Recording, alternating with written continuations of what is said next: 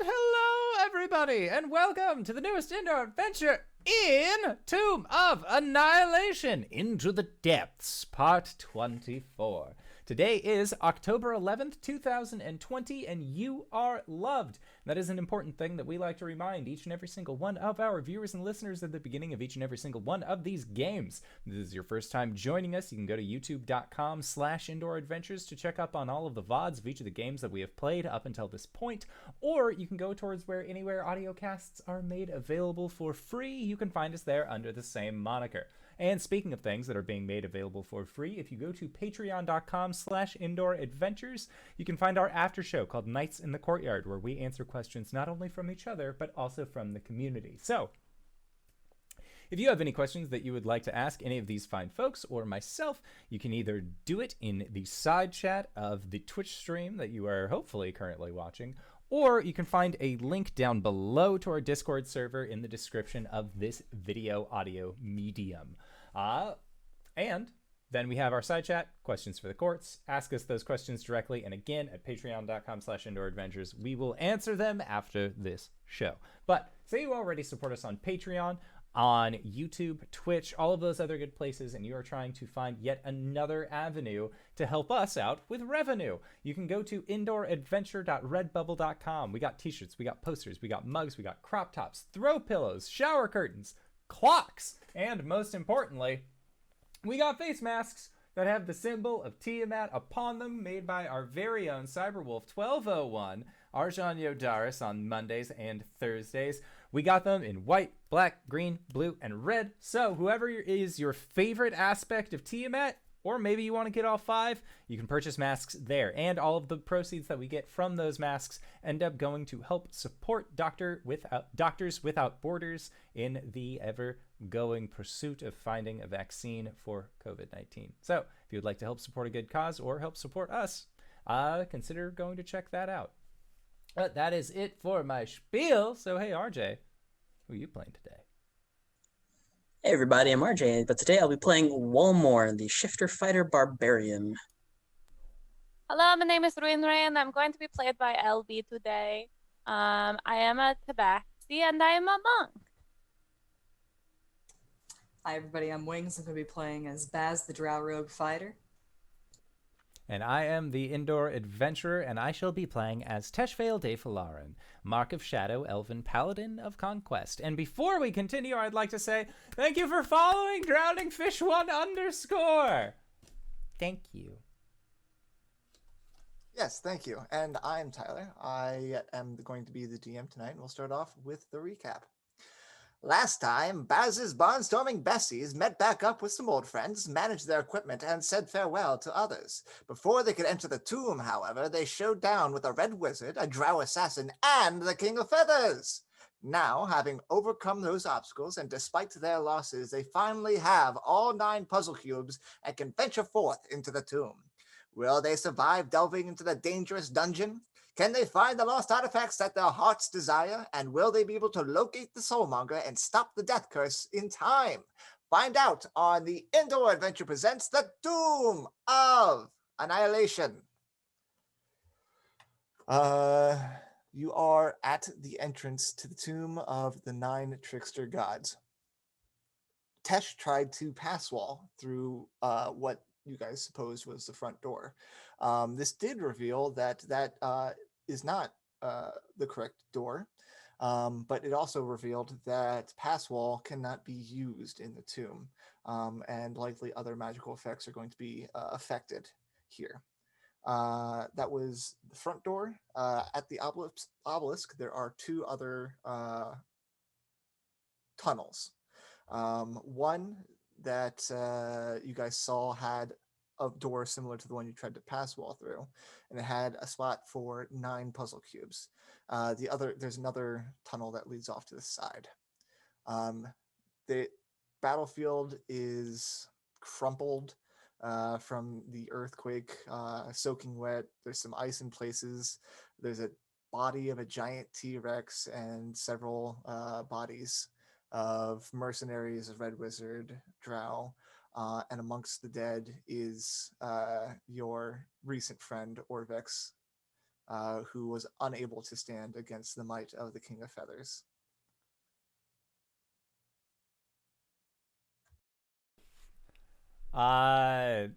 If no one else, like if no one else suggests it, Tesh suggests a long rest. Take a quick break. There's a lot to address right here, and like motions towards the mountain of corpses that have been made in less than a minute. Yeah, I think that's a good idea. How long is it going to be that we're going to be in this tomb? I'm not sure, to be quite Ma- frank. Might be a day, might be a week. Don't really know how far in we're going. Do you think it's going to be like 15 days? Something's supposed to be happening in 15 days. So you know how I have that thing that I do where I get all mean and Yes. if there's kind of a lot of she motions to the dead bodies. Like it might be a good idea for me to do it now so that I don't have to do it later. How often do you have to do that exactly? Well, with the amulet, and she holds up her necklace, about once a month. And with the sun, it kind of affects it. So it's been, I mean, that was about 7 days ago that I fed, but I'm getting hungry again, and that doesn't usually happen until halfway through the month. So Baz turns back to Tash and Walmorn and kind of gives them an appraising glance, and he says, "Do you think that we can get in and out of there before a month is up?" Who knows it how would be big the like scope half is? a month. 15 days. Who knows what the scope of is the Tomb of the Nine Gods. We could get trapped in there for all we know, and seeing as Mr. Tesh's Passwall didn't go through and take hold.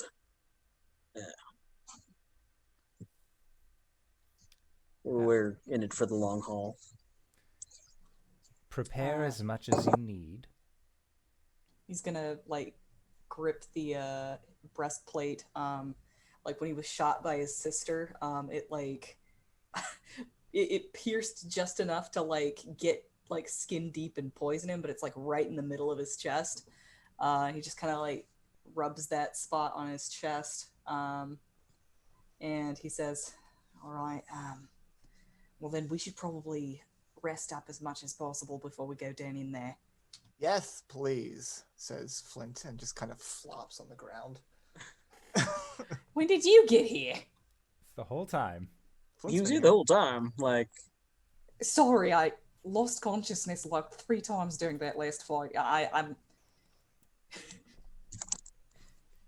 And I think Everything's a little something bit should be done fuzzy. for the dead. Artist says. Yeah, As that's he kneels over Orvex's body. yeah. That's what Tesh will help out with during this process. Is burying people. I forgot to mention Ryu is still around, or Ryugami is still around. RinRin. Good. He's probably just standing, leaning on his rifle, looking down at the body of the King of Feathers. I'm gonna walk up to him and she's gonna like look down at him and kind of like poke him with her foot. she sees did another it. foot poking the King of Feathers, and Wally turns like, "Oh, sorry." You did it. I honestly didn't think I would. Now what? Well, I wouldn't have been able to do it without your help. Well, we didn't actually mean to do it. I mean, we did, but like, we did not want him to be here. Well, with him gone, you're set on going into that tomb? Yes, we have to stop the curse. And I might be able to. I mean, I don't have a lot of hope that I will be able to cure myself, but worth a shot. Well, he gets up and sticks out his hand for you to shake. She takes And it. then he pulls you into a big hug. They give a big hug, and she's very strong now. Yeah. It's like, ooh. I guess I'm going to head home now. All right, I'll meet you there. Good. You better. Just warn the others, okay? Okay. I'm so And glad he's I going got to to- see you. I was happy to see you too. Don't keep me waiting. She nods, smiles. And he is going to walk off into the sunset. It's about midday, actually. There's still a sunset. How's he doing that? That sounds like a really good power to have. Artist and Dragonbait start moving bodies around to kind of arrange for graves. And as they're like shuffling around to find a good place to make a grave, they come across a grave that's already been here. That is marked with a what'd you say it was? A black spirit pole, a blackened spirit pole. No? I'm asking. RJ? RJ. Oh no, it's his cane in Oh, the ground as a grave marker. Yes.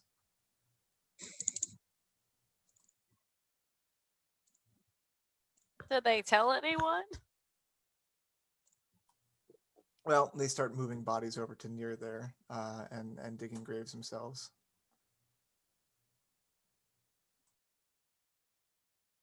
Who finds this, Walmorn or Tesh? Well, Artis and Dragonbait started moving the stuff around, and I think Tesh was going to help Yeah. them. So Tesh, you will come across this grave, and you will recognize the cane. I'll take the cane, but I won't mention it to anybody. All right. Nope. You guys seem to be wanting to take a long rest here, which is a very good idea since you are pretty beat up, and that is on what one success, one failure on death saving throws. I think technically I should have continued to roll death saving throws. I think I was unconscious when we left off. No, we healed you. Yeah, Yeah, we okay. stabilized your ass. Yeah, you Not- got stabilized. We healed you, but not the old man. And guess who died? Oh fuck, yeah, that's right. They did. Well, then why put am I waste- still on death saves? I don't know. You You probably did- didn't change it. Yeah, you got 2 greater healing potions put into you, or yeah. So go ahead and take the benefit of a long rest. Is there anything you want RinRin to do? will take this time. She'll take first watch, and she will feed off of the King of Feathers.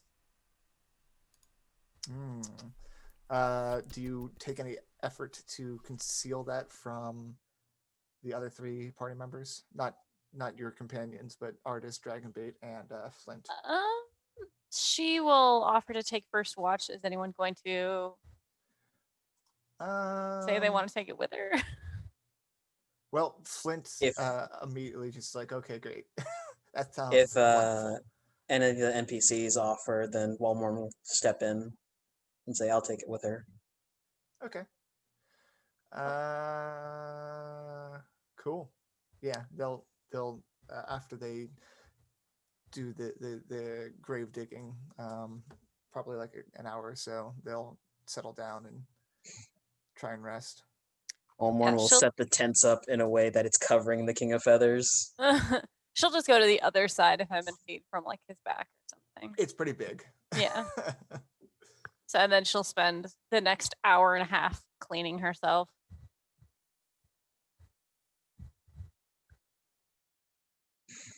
I think Baz tonight is going to arrange a burial for his sister. Would he possibly be able to find big enough spiders to consume a humanoid out here? Don't say Make what the a fuck. That's make a how they do survival it, man. check. God, I hope not. Yeah, make a survival check. Okie doke.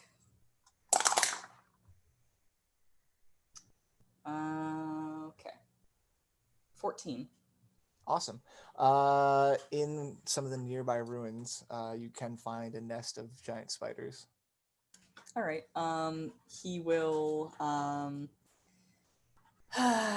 give her last rites as well as he knows them, and basically lower her body down and leave it. All right. Awesome. Do you take any of her gear? Yes, I take her gun. Cool. Is there anything else of interest? No.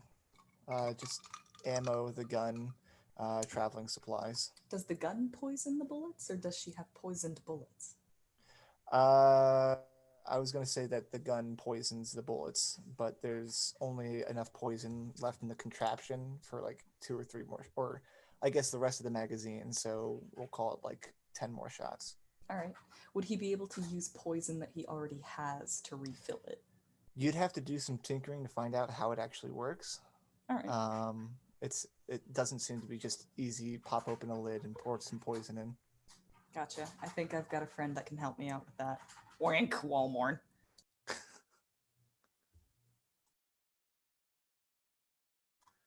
Does anyone say anything for Orvex's burial? Tesh will. Why not? So like, is everybody going to come over to mourn Orvex and these mercenaries who tried to kill us and stuff, or is it just Tesh? I'll mourn Criminal. I'll mourn just Orvex. All right. We can say that like before you actually settle down for your long rest, you take some time to actually have a not necessarily a ceremony, but just say a few words as you lower him into the ground. Yeah.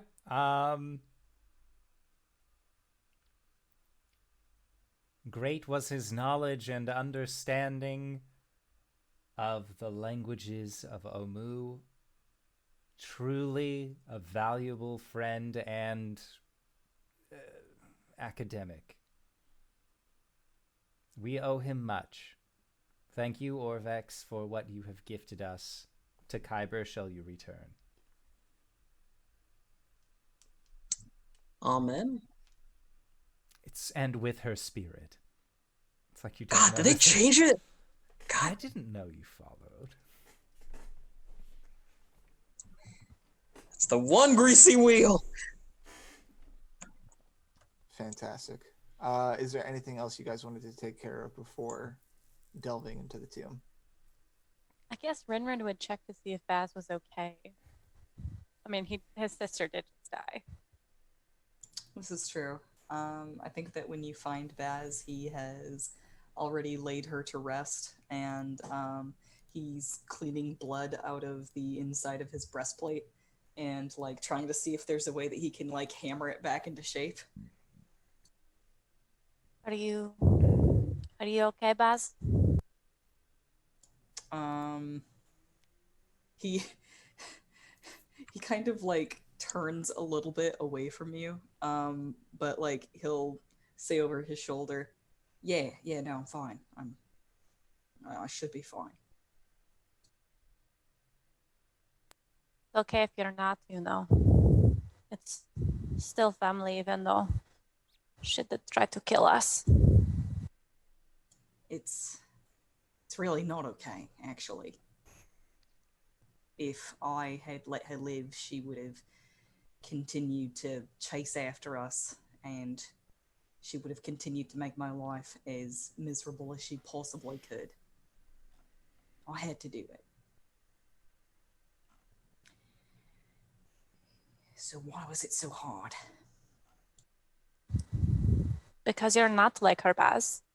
Because you're a good person, and even though you're trained to kill people, it's not easy. And I mean, I'm a monster, and I still don't want to kill people.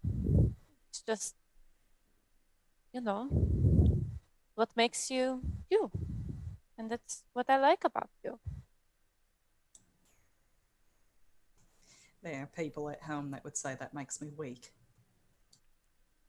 I'm not from your home, and you're not there now. Baz seems to consider this, and he just kind of looks down at the breastplate and sighs, just clearly giving up on it.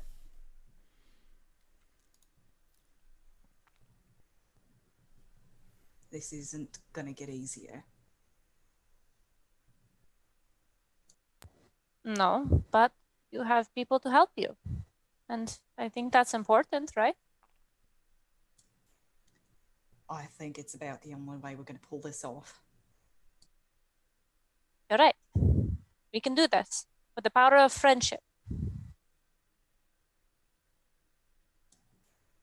my mother knew that I was relying on the power of friendship, I don't know what she'd say.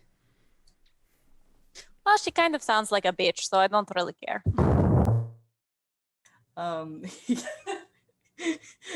He seems to have like a small internal like panic attack at the thought of calling his mother a bitch. But he kind of chokes on back some laughter. And he will put a hand on your shoulder, kind of pat it a little bit and say, make sure you get some rest. We're going into the tomb next. I don't sleep, but thank you. I will sit for a little bit. Well, I don't sleep either. But you still need to rest, RinRin. It's very important. All right, then let's rest together. I mean, not like together, but like just at the same time.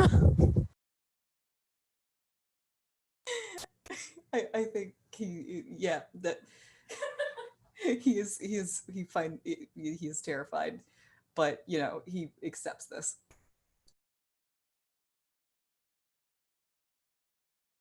They sleep on opposite sides of the camp. Cool. Anything else? And if not, how would you like to proceed?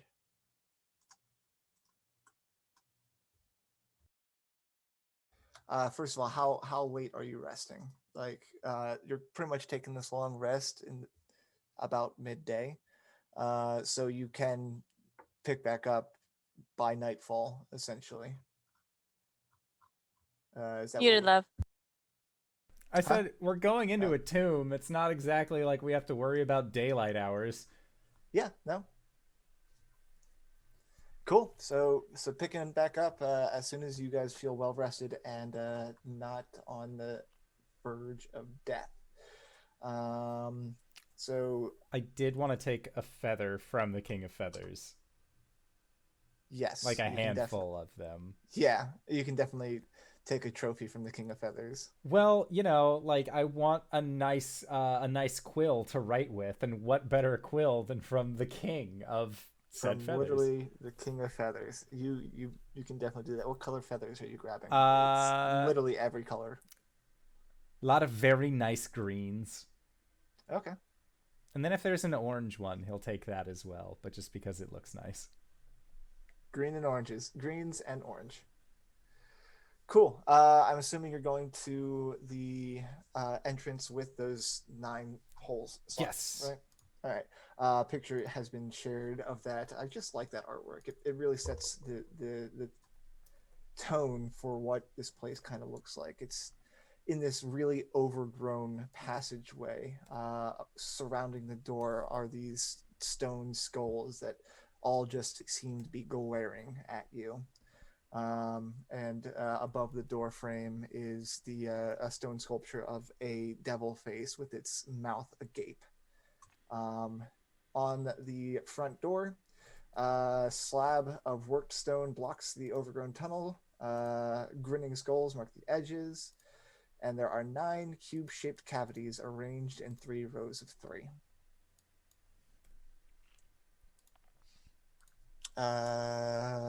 Wally, I think you have the bag of holding that has all the cubes. Who's Wally? Nobody named Wally. He walks up and starts pulling out cubes and looking at the wall. You supposed to go in any particular order? Just as a reminder, written on the obelisk was a message from Acererak, the designer of the tomb. And it seemed to have some hints on it. Yeah. It said to take heed of these words, I think was its... I can go back and read it out loud for posterity. Go for it, please. All right. Yeah, Fear that the makes night when the Forsaken One seizes death's mantle and the seas dry up and the dead rise, and I, Acererak the Eternal, reap the world of the living, those who dare enter take heed. The enemies oppose, one stands between them. In darkness it hides. Don the mask or be seen. Speak no truth to the doomed child. The keys turn on the inside only. So, like, I mean, you're speaking out of character here. As I am wont to do when discussing puzzles. Totally fair. The stakes are so high. There are so many stakes and they are nailed right on the ceiling. Jesus. And they will come down on us As they steadily thaw. if we do this wrong. Yeah. So I guess while we're on this topic, as we're getting into the tomb, understand that some of these traps could be a save or die type of scenario. This is where like the meat grinder really starts to meat grind. There's going to be, I mean, it's a big tomb. There's a lot to find in it, and there are a lot of traps or just dangerous situations. So just keep in mind and don't think like your characters, but be prepared. I don't know what everything else means, but the enemies oppose, one stands between them, tells me that it's going to be all of the puzzle cubes corresponding to their god. Respective alignment. And they should be like opposing on the other side of them should be their enemy, as described in the myth. Yeah. I'll take notes. Don't look at me. Yeah. And you guys kind of remember the myth, even though you don't have Orvex here right now to refresh your memory. And then the flail snail, which was neutral and had no enemy, would be the one in between. Yeah. So Walmorn's gonna put Unk in the middle. Cool. It slides into position. All right. From here,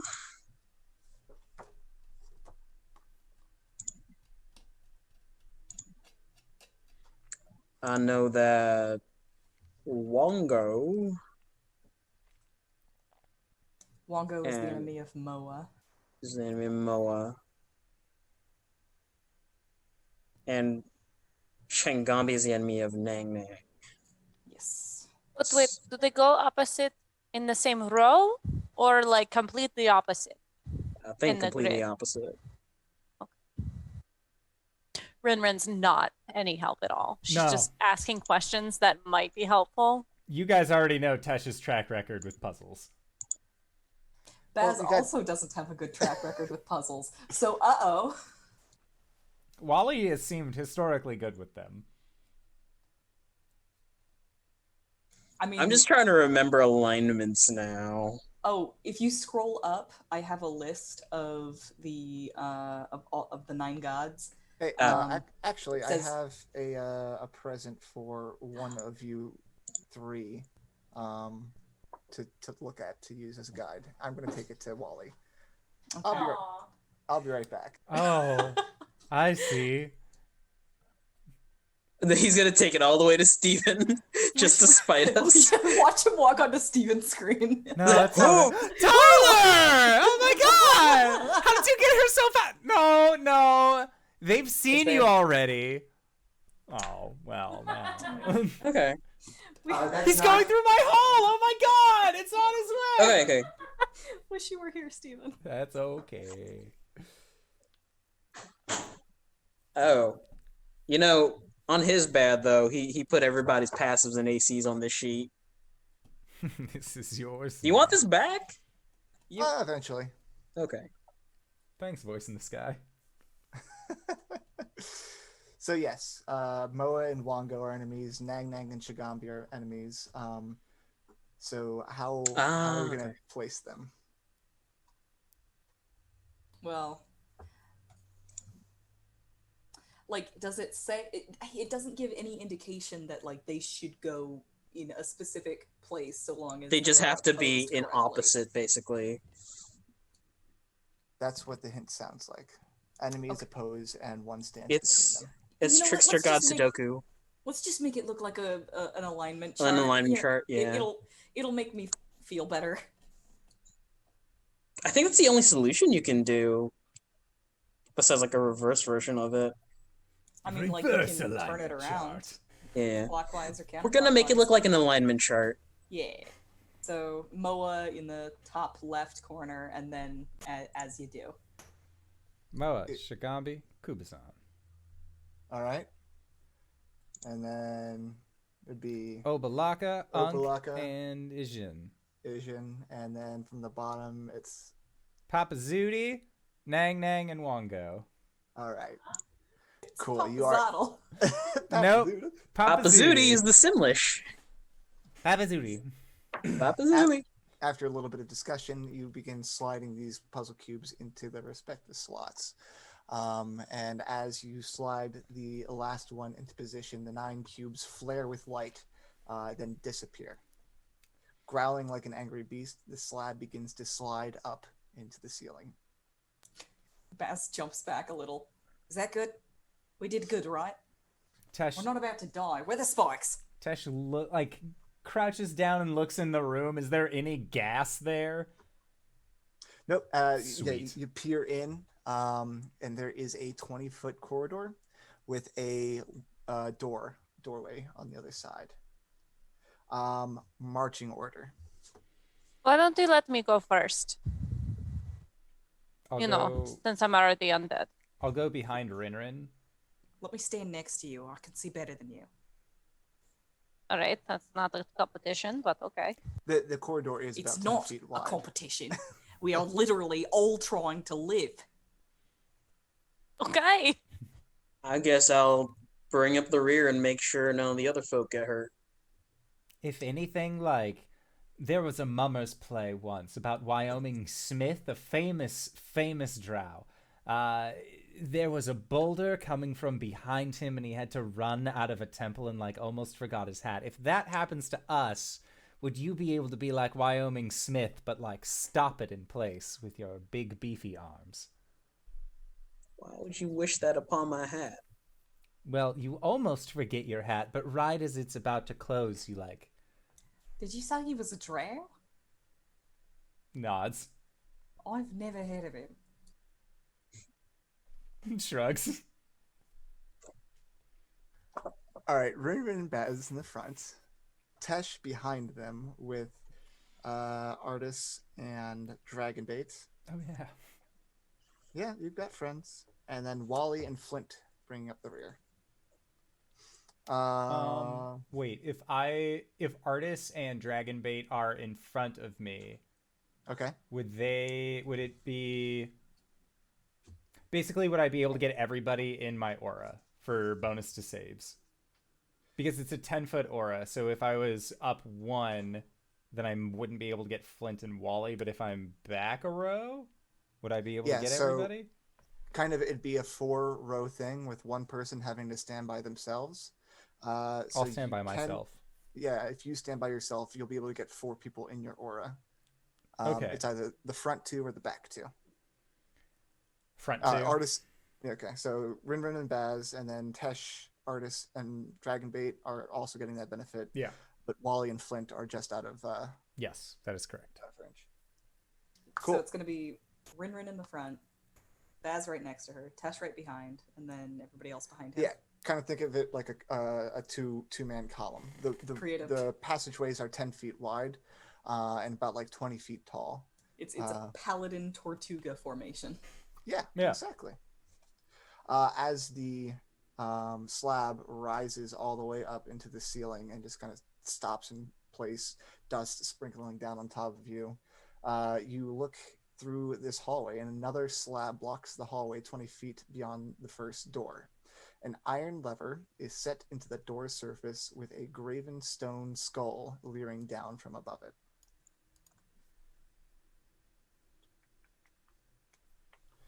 Don't touch it, right? Skull's missing an eye. Stop that.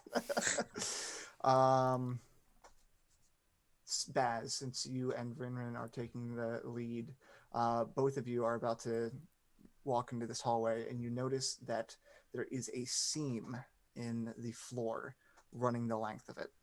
I put out a hand to stop RinRin and point it out. She moves his hand up. He ignores that, but his eyes widen. What is it? Notice here there's a seam in the floor. Could be a pressure plate, could be just a false floor of a pit. There's a what? He puts a hand over Walmart. Walmart raises the arm a little bit. I will use my Wand of Secrets to see if this is a trap. All right. Or my fucking Wand of Secrets. Swear to God. Or it could be a secret door. Everybody on the seamless floor. Oh. You use it to see if a secret door is within 30 feet of you. Yeah, it points at the floor.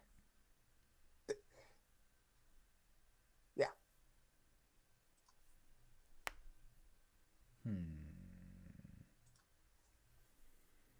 Don't know about that.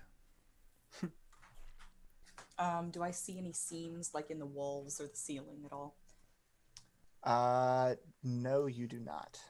You can make a perception check, though. I will. So the way I'm going to be working perception checks here, Baz, you are taking the lead, essentially, and you have the highest passive perception. So without actively looking for something, if your passive perception beats that thing, if it's in line of sight of you, you'll be able to notice it. There will be things, though, that can beat your passive perception. Just an FYI. Gotcha. So if I am rolling for a perception check, I am basically looking for... You're actually spending a little bit more time, like, observing the room. Like, I'm hoping for better than passive. Yes. If I'm rolling. Okay. I will give that a whirl. That is not better than passive. It's 13. Okay. Cool. Yeah, you see the seam along the floor, but no other seams anywhere else in this room. Sorry, this corridor. I don't see anything else, but don't count on that meaning nothing.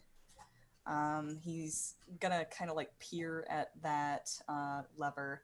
Is it just a corridor? Does it just continue and then like turn, or is there a door at the end? There is a 20-foot corridor, and there's a wall, or there's a door on the far side, or at least a stone slab with a iron lever in the center of it, and above that lever is a stone skull.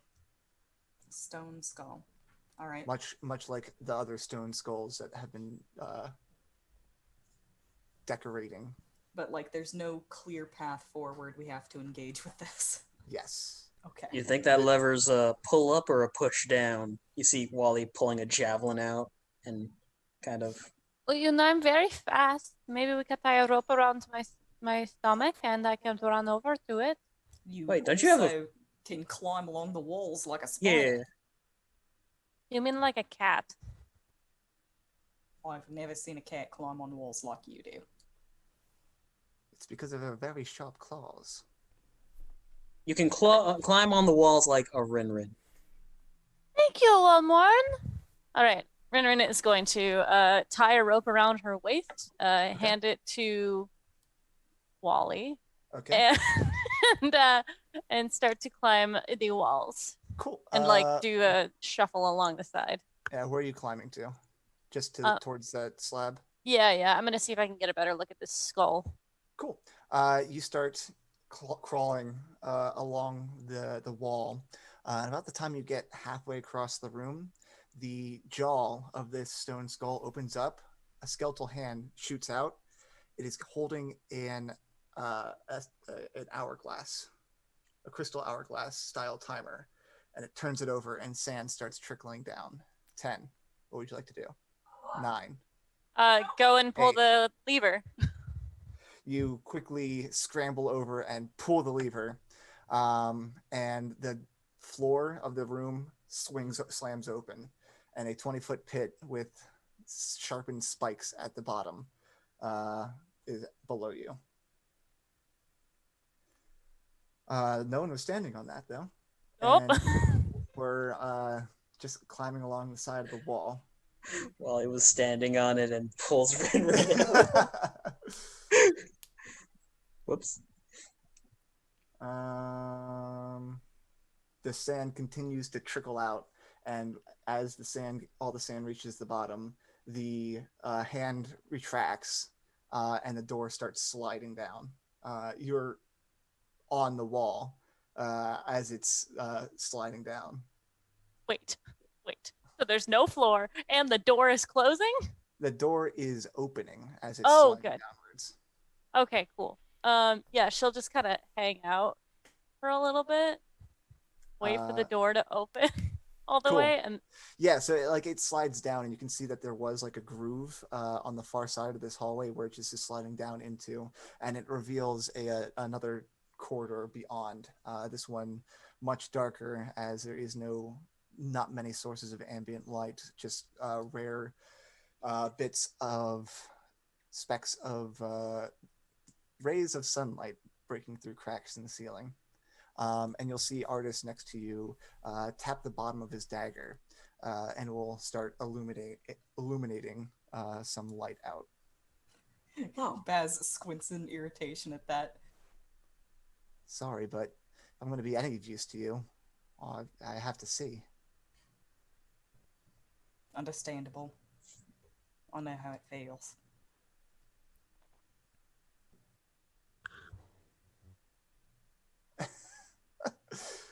What are you saying?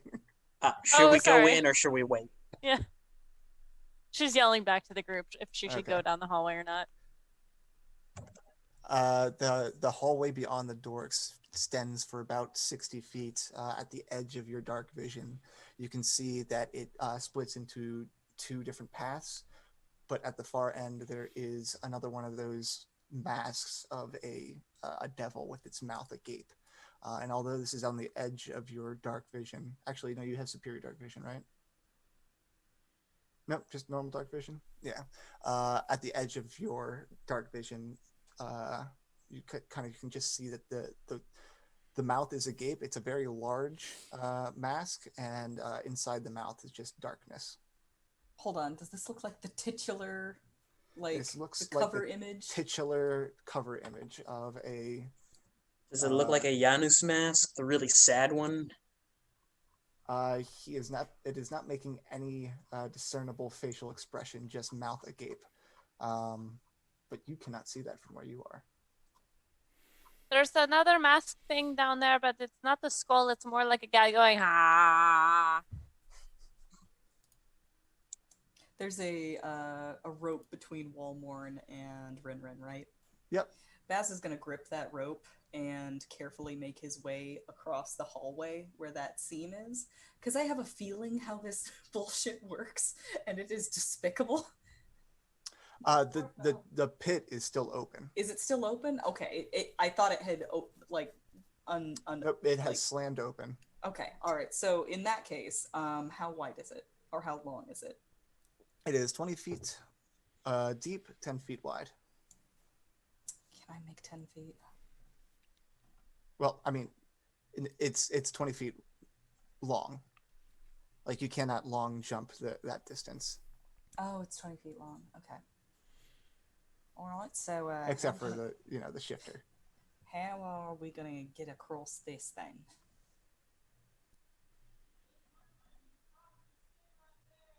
Nobody else can hear Nobody you. else. That makes me sad because your thing glowed like it was receiving. You can hear it a little bit coming through. Okay. And you especially can't hear it in the recording afterwards. For sure. One more is just going to yell to RinRin, Miss RinRin, you should probably stay right there.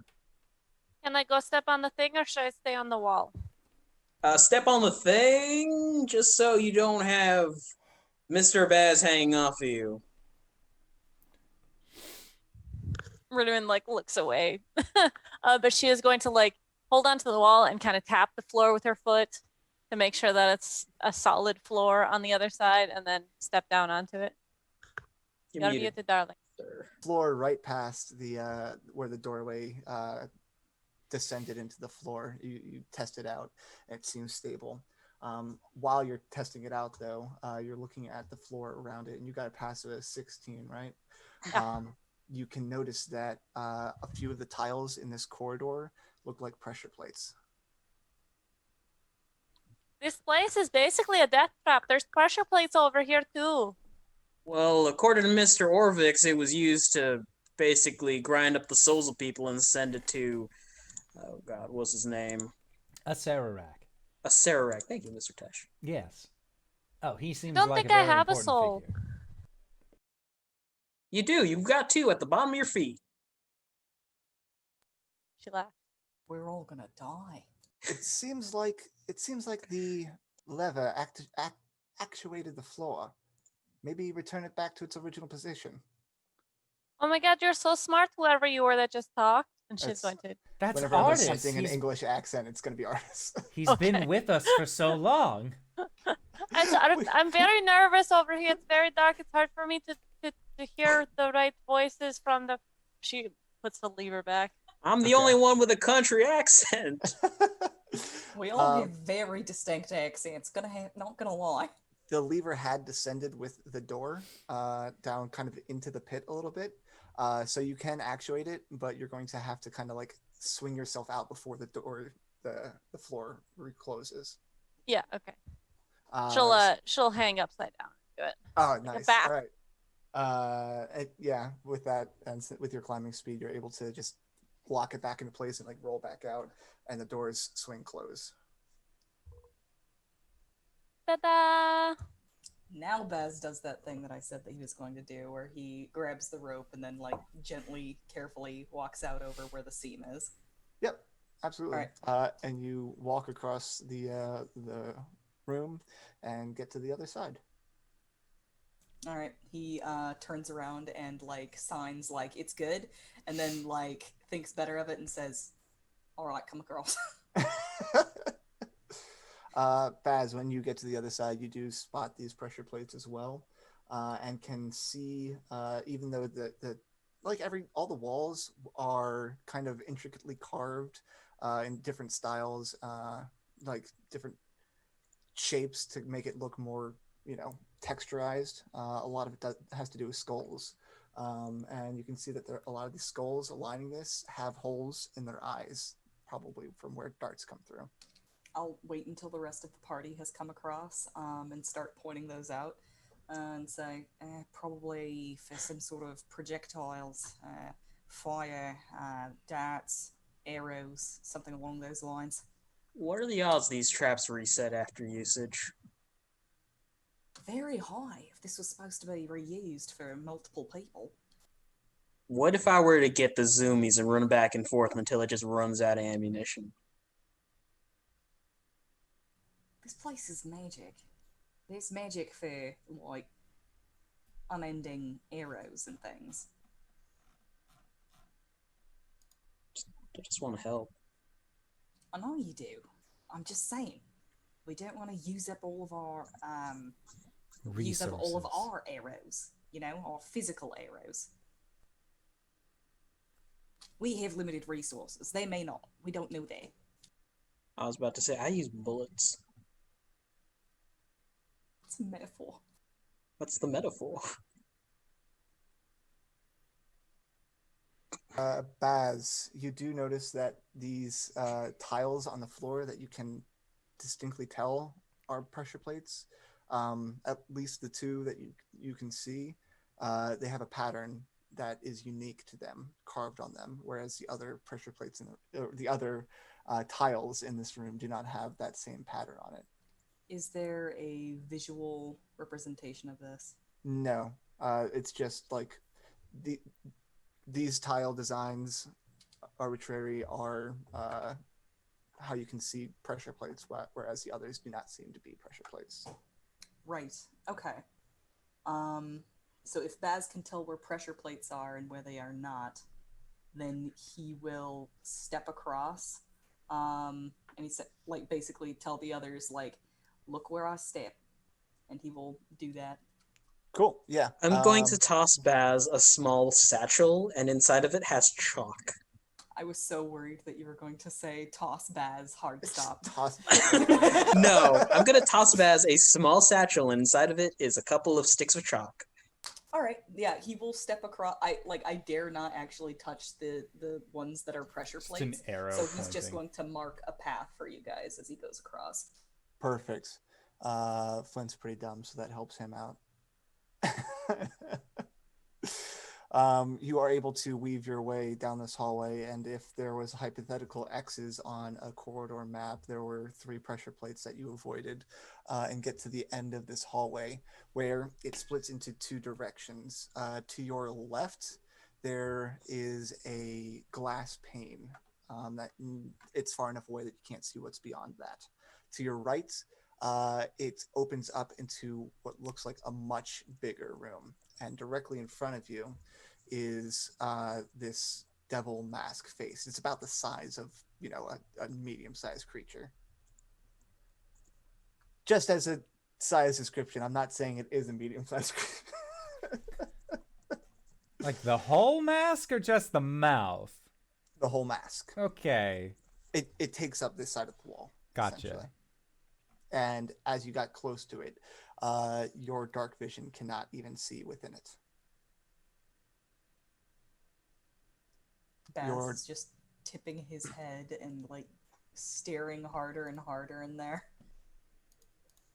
Don't look into the abyss, Baz. There was a Mummers play about this. It was also inside of a tomb. And there was like a fox person sitting inside the darkness shooting out spells that these group of adventurers going through. I haven't seen What? that one. It's very good. Wait, no, Flint wasn't there for that one. He would have been Gotcha. told.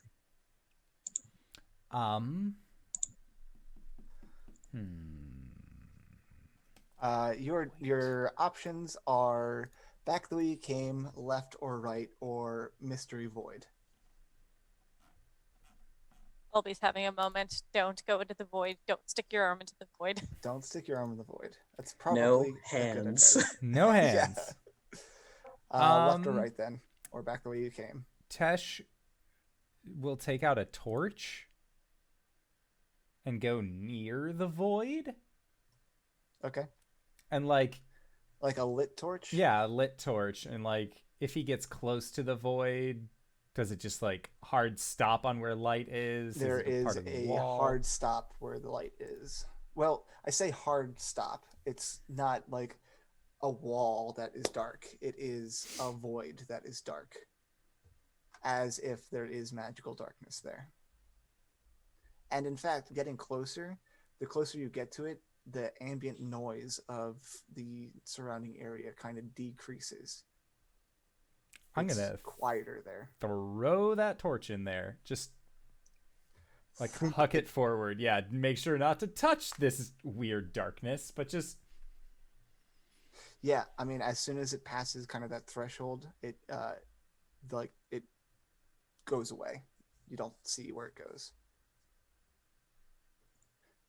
If Wally puts in the spear tip of his javelin and then pull it back. Yep, you can do that. Guys, I've got a bad feeling about this. Let's not mess with that. Yeah, let's not. Just in case. Yay! No. Baz is, like, just sitting there staring into it, like, just sort of Slav squatted in front of it. He's just, in darkness it hides. Oh, right, the puzzle. Hold on.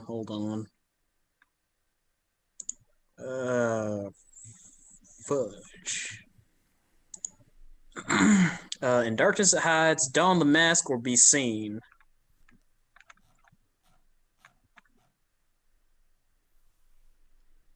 Do we have a mask that looks like this? Not yet. Not yet. Can we take this off the wall?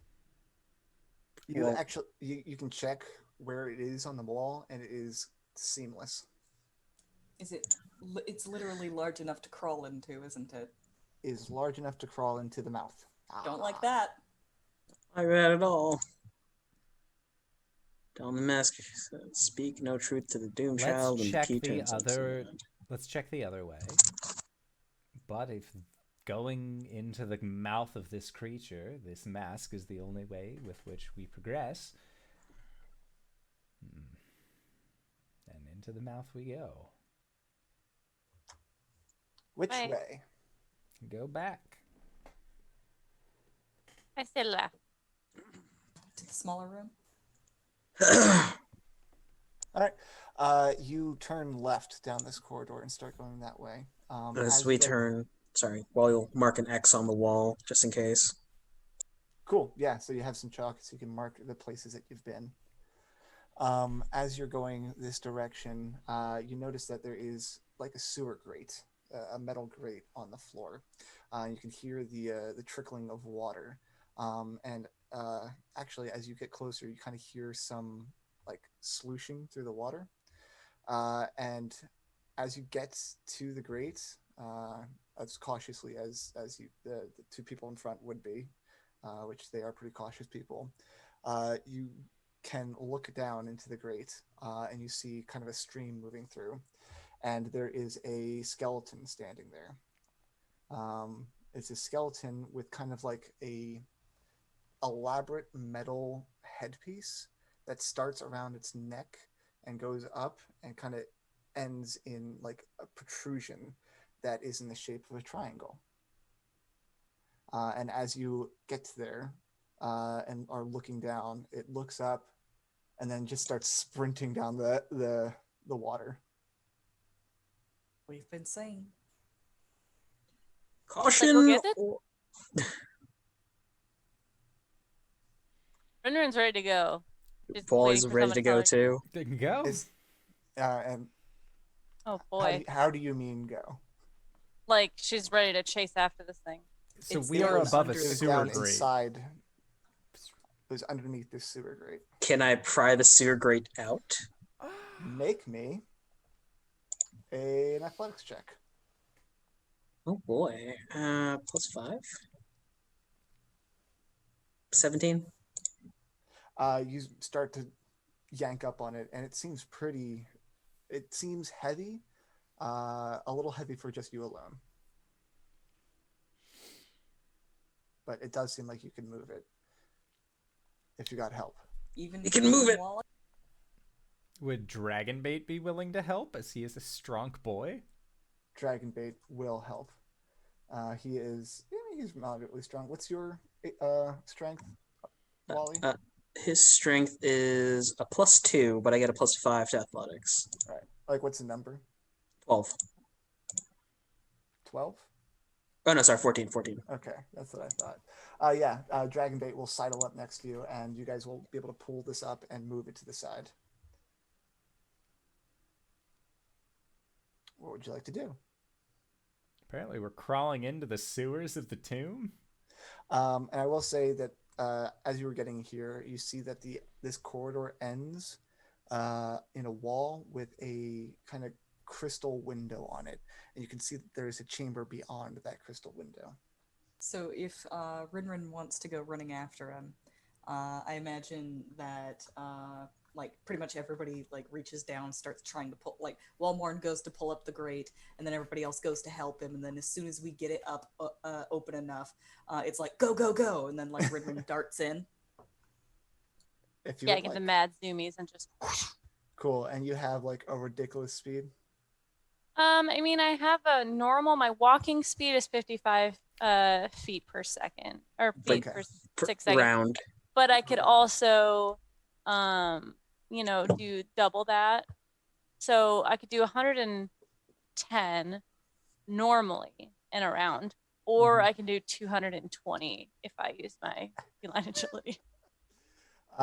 So it The takes Baxi about monk is literally the fastest creature in the game. It is the fastest creature in the game. So it takes a round to pry this up, but because you are so fast, you kind of jump down into this water. It is cool, fresh, kind of like rainwater. There are 2 ways to go, and you take off in the direction that this skeleton was running, and are able to easily catch up to it. So I'm going to have everyone roll initiative. For any combats that happen on this level, we'll use this initiative. And then on different levels, we'll use different initiative. 15.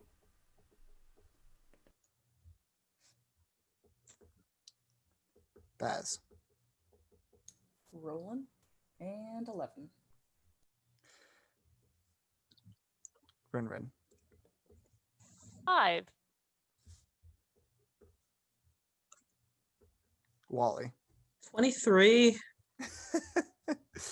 Well, that explains why you got the grade up so fast. Let's see, artists and dragon baits. RinRin, what would you like to do when you catch up to it? Tackle it. All right, make me a grapple check. Okie dokie. That is athletics, right? Yes. Or acrobatics? No, Which one is? just athletics for you. Yeah. They can combat with either acrobatics. I almost rolled an advantage, but it's not Monday. 13. 13 versus its to save. It fails because that's a 12. So you tackle it to the ground. And then on its turn, since it goes after you, it's going to try to stab you.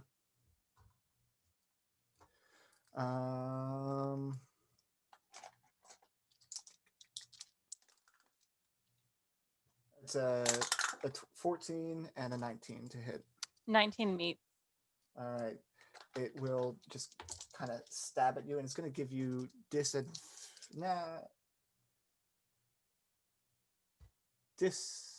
it be an attack. So it wants to give you disadvantage so that it can escape from you, but it's just going to do 3 damage. That's halved for the, and it's just piercing damage as he pulls out his So little dagger I just and take 1 damage. stabs at you. Yep. Oh, take a long rest. Cool. What would you like to do when it comes, or what was everyone else want to do on their turns in this round of initiative? Would it have taken my entire turn to lift the grate? Yeah. Okay. I think Baz would hop down after RinRin and kneel and line up a shot with his arrow. All right. They got at least 60 feet down this corridor, so it's right on the edge of your. Actually, no, it's not on the edge of your vision, right? Because you have superior. I can see. I All right. can fight. But I will say that it kind of winded a little bit. It wasn't really a straight shot. I will position myself where I can get a shot. Okay. So yeah, you move up to it and you line up a shot. What would you like to do? I will fire. All It's right. already had a turn, yes? Yes. Okay. That's going to be a 21 to hit. That hits. I have an adjacent friend. Yes, you do. So we're going to do 4 piercing damage and nice 11 sneak attack damage. Cool. You shoot at it. You're using your rifle, right? I'm using an arrow. Okay, cool. You're using your arrow. You line up a shot and you shoot down the hallway. RinRin's holding it after she had like tackled to the ground and like picked it up, and it tried to jab a knife into her. And you catch it like right in its eye hole, and it kind of slams and rips the head off the skeleton and kind of embeds into the wall behind RinRin.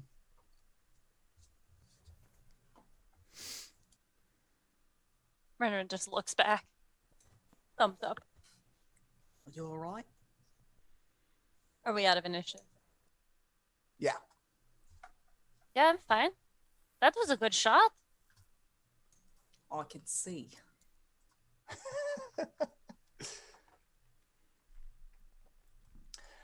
So the head of this skeleton is kind of just shaped strangely like a triangle.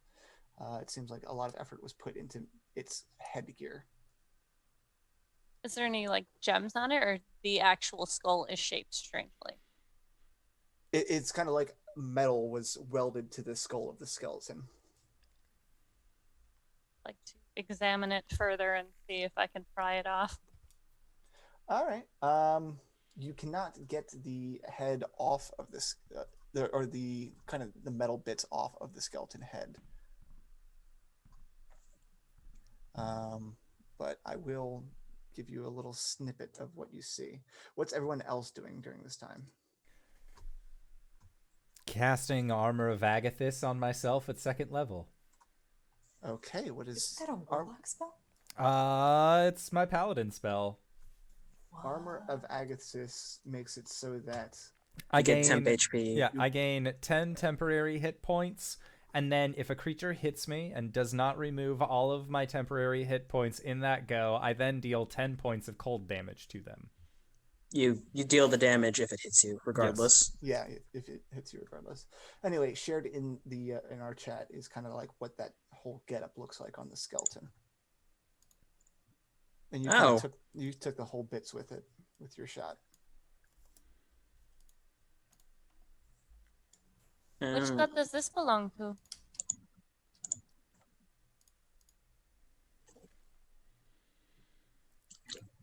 There's symbols on this. What god does it belong to? Baz will give it a look-see. What are you trying to find out about it? What the symbols mean? Make a religion check. I am not the person for this. I got a 5. Baz gives a hearty shrug and he says, Looks like a triangle. We should probably show this to Teshvael. How high is the grate from here? I was only 10 feet up. Like, All right, this so we could passageway, probably- you're kind of like scraping your head on the ceiling, so you kind of have to hunch over as you were running through it. See, we can hop up and kip up if we need to. Yeah, with everyone up there to give you a hand, you're able to kip up and back up into that hallway. I show Nice. Tesh. All right. I will try and religion it. All right, go ahead and try and religion it. Guess who's not proficient in religion? Me. Yes, you is. Modified 20. There isn't any gods that you know of that just use a triangle for. The only one I know of that used a triangle as their symbol for anything was that snake guy I stabbed. Wasn't his thing like a blue triangle? Yes, but that was tattooed on the forehead. There is no such triangle shape on this thing's forehead. I don't know what to tell you. I mean, given the assumption that we're dealing with some quasi-powerful lich, it might be his symbol. If we're dealing with a lich?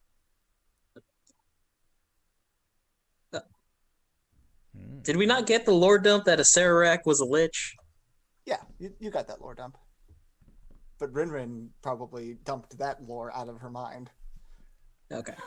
Yeah, the person who constructed this tomb is a lich. Is past It's a pretense. current title. Wait, does that mean they're still alive in here? Quite Probably. possibly. Unalive? It's still a form of being alive. You can just say How alive. much you guys kind of got a lore dump from Orvex about a Sararak, a powerful lich that likes to travel between planes. He will make dungeons just so that people will feed him souls. Yeah. He may not be here is kind of the gist that Orvex was getting at last time. But we should prep like this he is one of is. many. Yeah. Wally's gonna head over to that crystalline structure and inspect it. Cool. There is a crystal window. Creepers and vines cling to the walls of this corridor, at the end of which is an arched crystal window 6 feet wide and 10 feet high. Through it, you can see a dark chamber. You are able to peer through this window into this dark chamber. This vaulted tomb is overgrown with moss and creepers. A stone sarcophagus rests on a stepped dais in the middle of the floor. On the wall behind the sarcophagus, 2 large statues of bears grip a 5-foot diameter bronze disc embossed with a dozen glaring eyes. 6 desiccated corpses slump on thrones and niches along the walls. Each corpse wears a black mask made of papier-mâché and feathers. On the masker be seen. And, Jinx. and thinking about that, you're looking at this bronze disc, and it's got all these little eyes on it, and they are just looking around the room. Oh, no. Oh, no. Mm-mm. No, sir. No, sir. What did you think we were getting into? This is exactly the kind of shit that I was expecting. Not so soon. We're only on level 1, Mr. Bears. Did you say the things that we've just barely gotten by the skin of our teeth? I hate to think what could possibly be lower. Literally, we have dealt with 1 spike trap, 1 bony boy, and this crystal bullshit right A magical Tyrannosaurus. That was outside the tomb. Cloned friends. An entire camp of snake people and weird wizards. So, like... Some personal assassins. Yes, we're very accomplished. We've had to deal with this guy the entire time. Hey. I like him. He's very nice. Which guy? Are you talking about Wally? No, Flint. Flint. Flint. Oh. Yeah. Resemble that remark. I have a question. Does the skeleton that we just killed, does it have a mask similar to what these guys are wearing? No. No. Okay. Dude. Well, Yo. 2 at a time. Toss the mask back when you're done. What? Before we do this, let's see where that storm drain ends up.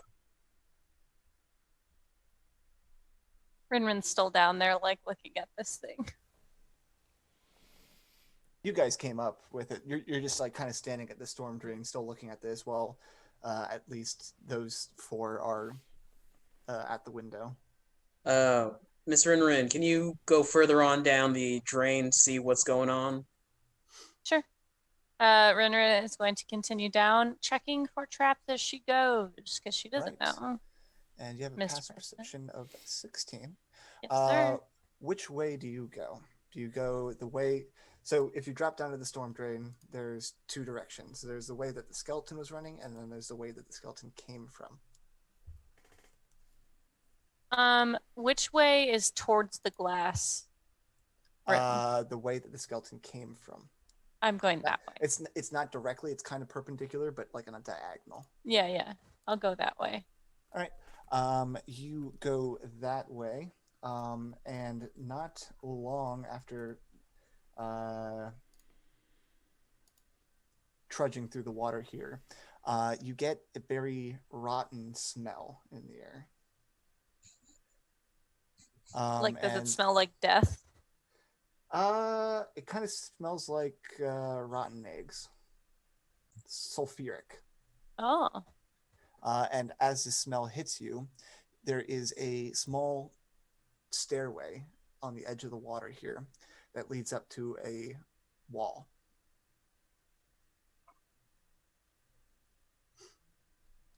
She'll walk back. Well, I'm gonna walk up the stairway. Okay. And I'm gonna look up and see if there's like a grate. No. The stairway kind of goes up 10 feet.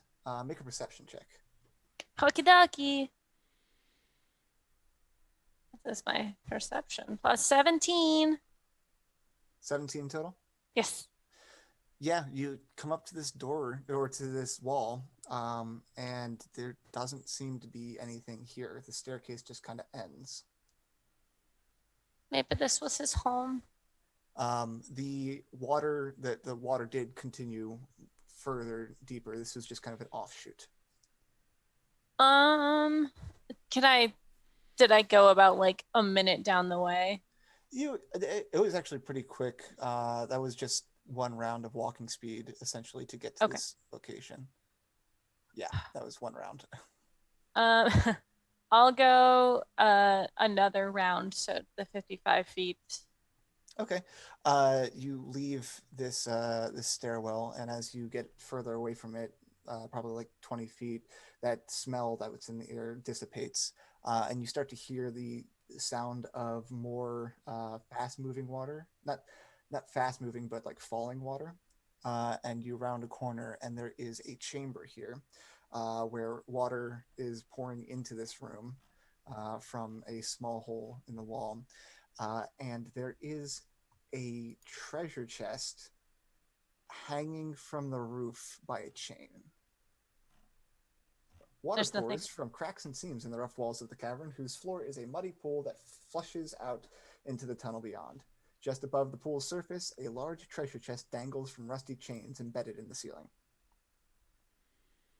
An odd place to put your treasure, but okay. And then this is a dead end here.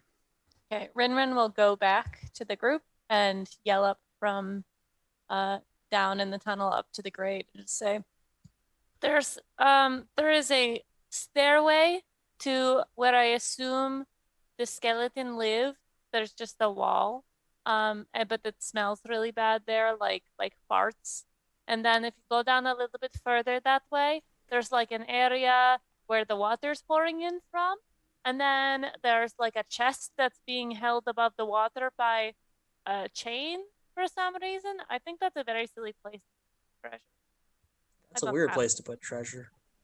Did you check what was in the treasure chest? Why would I check the treasure chest? In case it has something we want. Like I was telling Wally here, there's a lot of artifacts of extreme power here. Sure, they might hide it somewhere strange, but It could it's better for us to not find it. It could hold the mask that we're supposed to don and not be seen. It could hold a trap. Well, I'd rather thank you, RinRin, for telling us that chest was there and not going and getting it. I'd prefer everyone were made aware that one of us had gone off, and if they never return, go looking for them. And Wally will hop into the sewer.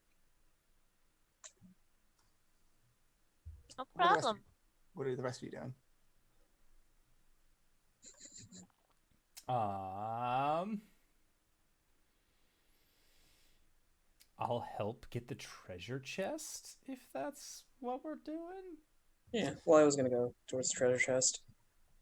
Well, it wouldn't be smart to split the party in here, so I suppose we'll all go into the sewer. Yeah. All right. Let me have a look at this treasure chest before anybody touches it, though. Tesh will stand beneath it and interlock his hands to give you a boost. Cool. Yeah, you guys head down that tunnel that slosh through the water. You all are hit by kind of that really noxious odor in that one corridor. The stairs just kind of leading up to a blank wall, and then end in the chamber with the treasure chest dangling over the water. It's kind of shallow here, so it doesn't take much. Like, it's just hanging right above the water. Do I see anything? It's maybe like here? knee or so deep. Baz is like looking at the ceiling and in the water. Make a perception check. Okay. 26. Okay. The water around you isn't that deep. The water directly underneath the treasure chest, it seems like there's more of like a drop off, like sudden drop off right underneath the treasure chest, about the approximate size and shape as the treasure chest. Baz points that out. It seems like you could submerge the whole treasure chest in that one little groove, whereas the rest of the water isn't that deep. You're muted. Wally's going to take out the tent. And he'll throw one side over to Flint to stretch it underneath the treasure chest. Okay. Cool. Yeah, you both take either ends of the tarp from the tent and just kind of stretch it out underneath this chest. Just in case someone were to fall, at least they're not going into what I think is a drain.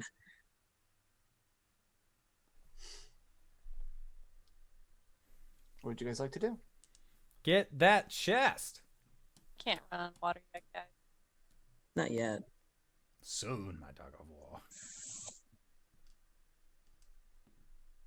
Tesh helps RinRin up to the chest. Yeah. I mean, the chest is just right above the water, so like, Yeah. you can grab the chest. It's a big chest, though. It's 6 feet long, 3 feet Wow. wide, and 3 feet high, and it's suspended 1 foot above the surface of the water. There's a keyhole shaped like a cackling demon skull that decorates the front of the lid. We're glad we're getting. Encircling the keyhole, a tiny inscription in common reads, "I devour all but the greatest thieves."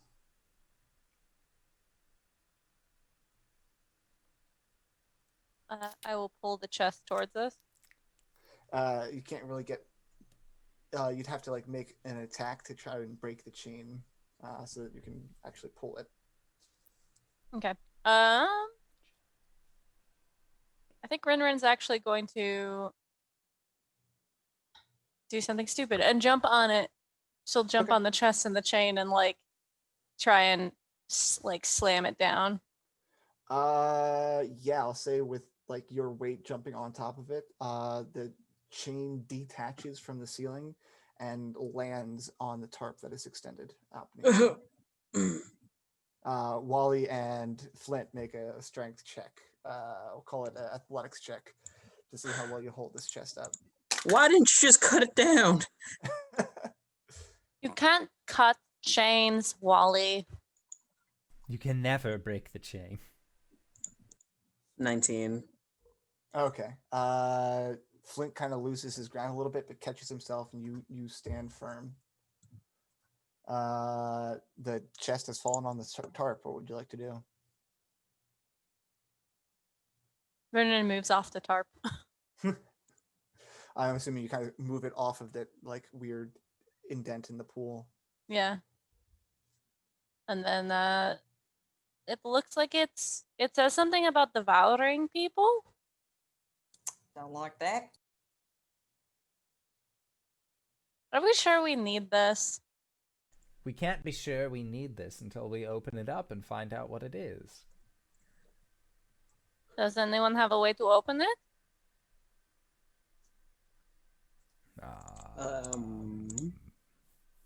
Baz, are you good with a lock? I have been trained, and I did bring a set of thieves' tools. Wally pulls out his rifle and then pats the butt of it. Let's try the unlocking option first. Baz kneels in front of it, unrolls his thieves' tools, kind of gets ready to get started, and then like hesitates for a moment, and then turns around and says, "Is anyone here able to tell whether or not this thing is magic in some way?" Oh, it's definitely wait. magic in some way. Actually, Wand of Secrets. Use a charge. Is it trapped?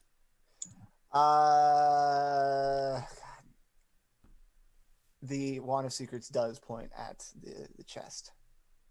It definitely is magic, Baz.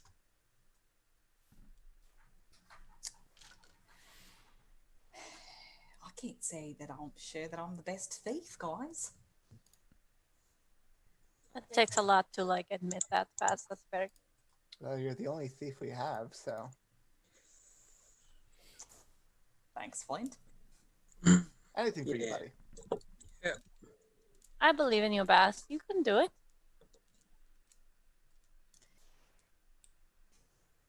What's the worst that could... Nope. Don't he's say gonna get- that. He's gonna get started.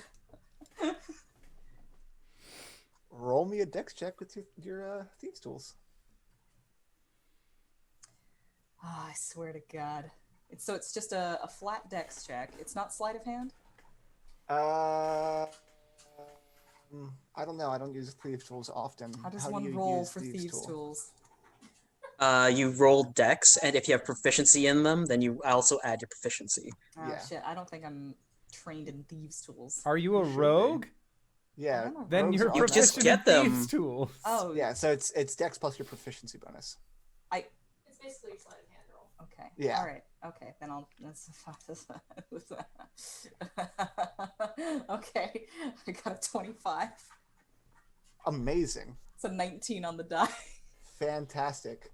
All this talk about not being the greatest, one of the greatest thief, you get your thieves tool in there, find the lock, find the mechanism, and click, it springs open.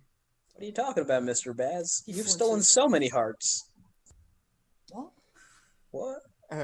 The chest interior is lined with lead. It contains 300 gold pieces, a stoppered bone tube, and there is a flagon inside. There's nothing Uh, useful in here. Someone make a history check on the flagon. I don't know shit from Dick. Danae, you can make your history check at advantage as player knowledge. Danae makes a history check. I got a 17. I'm not taking that advantage. I'm not using my meta knowledge. 6. Okay. All right, Wally. You seem to remember a story about a dwarven family of brewers that had a mystical flagon that if it always would refill if there was just a little bit left. It is the full flagon. No way! Oh, heck! What? He'll take the flagon and... It's empty right now. Oh. Well, there's a story about a dwarven family that always had this, like, flagon, and it'll always refill itself. Eventually. With what? Ale. Oh. It's not even just a legend. Like, in this world, the name Full Flagon is like Budweiser. Yes. It's the full flagon. It's the full flagon. And with Which is that, the Coors. finding the full flagon deep with, or not even deep within the tomb of the Nine Trickster Gods, we'll go on our break.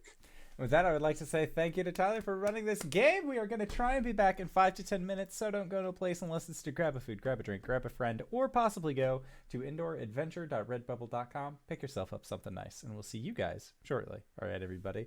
See you soon. Press the button. There we are. We are back. Hello, everybody.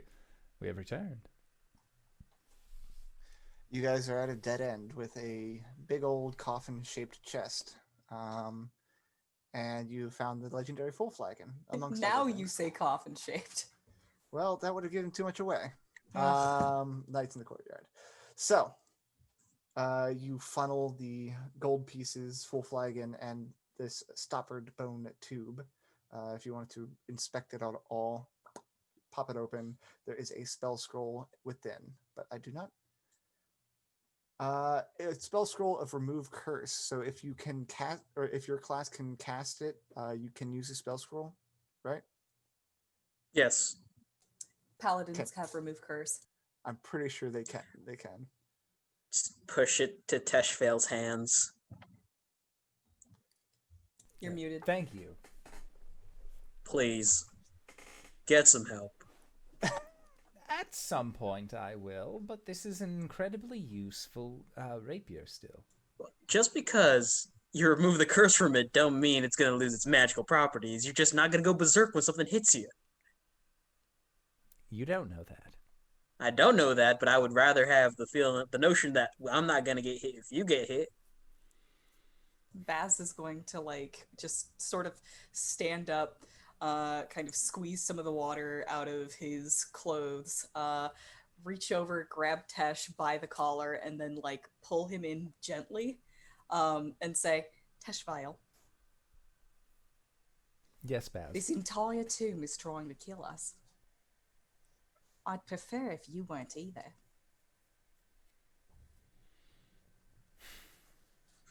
So that's the way it's going to be, all of you. I mean- understand. No, it's understandable. It's fine. Wally will look over to Tesh and go, use it, and he'll reach up to the chain, tighten it, and then punch it. And it breaks. I rolled And 24. the chain snaps. Just pulls it down. And he's a buff boy. I don't take kindly to threats, Walmorn. I do this because I appreciate all of your efforts. I will... Appreciate you too, Mr. Tesh. Comes off a little bit different after a physical threat, but understandable. Well, You're so adamant about keeping this sword. I guess You're not? I will try to remove the curse on the sword. Teshvael, Yes, who's RinRin. threatening you? Did you not see what Wally just did? No, I'm sorry. I'm still distracted by the smell. Oh, I saw him break the chain. Yes. Wait, were you threatening Mr. Teshvael? I mean, yeah, kinda. Don't do that. Thank you, RinRin. I can stand up for myself, but I appreciate the tenacity. I will attempt to cast Remove Curse on myself. Cool. So the way that remove curse works is that if it is a cursed magic item, its curse remains, but the spell breaks its owner's attunement to the object, so it can be removed and discarded. Oh, we thought it worked differently, man. No. Oh, okay. I would not have done that then. No, Yeah, it's all right. Redacted. Redacted. No, if we knew, yeah, no, redacted. Sorry.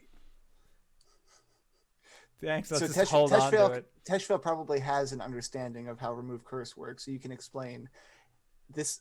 Remove curse will just break your attunement to the weapon. I will just... Okay. If you all had another item that I could use in this rapier's place, maybe I could do something with that. But as it stands, this being a magical item is a lot more beneficial for all of us. We're going with a redaction, right? Yes. Cool. Yeah, he did not cast remove curse on it yet. I mean, like, we could have all been, like, really pushy and stuff like that, and then he could have explained to us, no, it's not working the way you think it does. Okay, cool. I think the intent remains, but he doesn't actually cast it. If you find more remove curses and can actually try to remove curse on the object All right. itself, maybe that's something to save in your wheelhouse for later. So we basically need to remove curses in order to unattune it, remove the curse, and then Yes. he reattunes to the uncursed So- item. After it breaks the attunement to the object so that it can be removed or discarded. Cool. It doesn't actually break the curse on the item. Nope. No. Does RinRin know that if vampirism is a curse? No, you're undead. Well, I'm I sorry know. for throwing you, Mr. Tesh. I didn't know. No, Any better. that's all right. The uneducated masses are always the first to go up against the aristocratics. What would you guys like to do? Get out of this sewer. It's not. It's clean rainwater. It's rainwater. We found a skeleton. You said one end smells like eggs, and I just had a friend threaten me. It's a sewer now, and I'd like to leave it. Where would you Typical like to? Tuesday. You can can I- go. Yeah, Can I do a perception check on that staircase? most certainly. Okay. How's a 25? 25 is pretty good. In fact, it is very good as you are observing this. It just ends in a dead end. Why does it do that? That's so weird. But as you observe this wall, you find that it is actually a secret door. And you also notice about this secret door that as you kind of look at the edges of it, they're constructed out of flint. Like the material Werewolves? flint. He goes, it's Flint. I'm right What? over here. No, not you, Flint. This Flint. Like what you use to make fire? Baz, like, his eyes widen, and he's all like, eggs. Wally's eyes widen. He's just gonna start shoving people towards the exit. It should be fine so long as we don't open it. But pretty sure if we try to open this thing, it's going to ignite the fire. Yeah, having friends who've died in a coal mine, let's just not.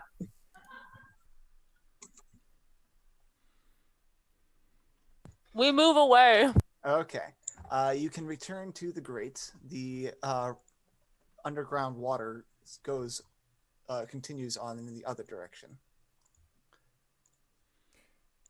Your options are up through the grate or continue through the water passageway. Do you want me to go the other way? We haven't seen this side of the tunnel. Uh, I'll just go real quick. yeah, all right. I go real quick. All right. How far do you go?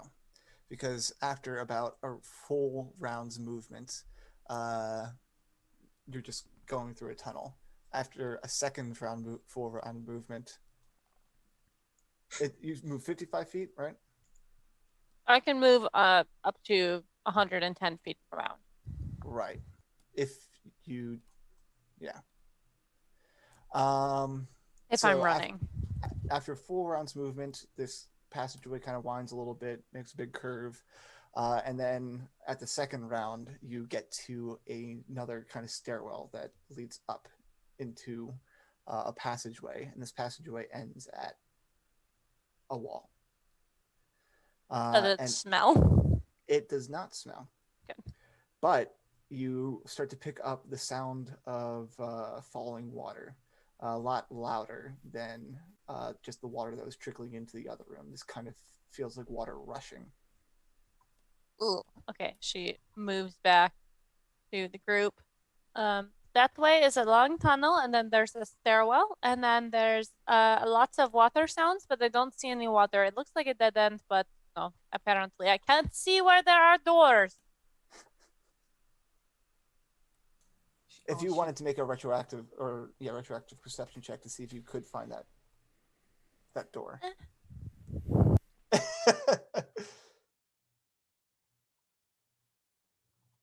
What'd you get? You're muted. No, I know. I'm sorry. I was saying door and door. No, I don't think that she would like. I think that she might assume that it's dead. Although the skeleton was running that way. Yeah, I'll make it. Okay. Oh shit. Oh, it was a 7. 24. Okay. Yeah, because you kind of saw how like these things are just really finely worked into the stone. You do find a door there at the end of that short tunnel. And there's a door. And But lots of water sounds behind yeah, the door. lots of water sounds, but you didn't continue that way to see where the water was leading.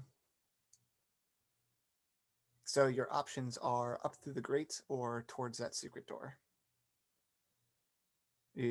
Secret door? Oh, I don't feel comfortable going into the crystal room until we have this mask, so secret door, I suppose. All right. Cool. As a group, you move back towards the secret door. You are in a small passageway that leads up to this door. What would you like to do?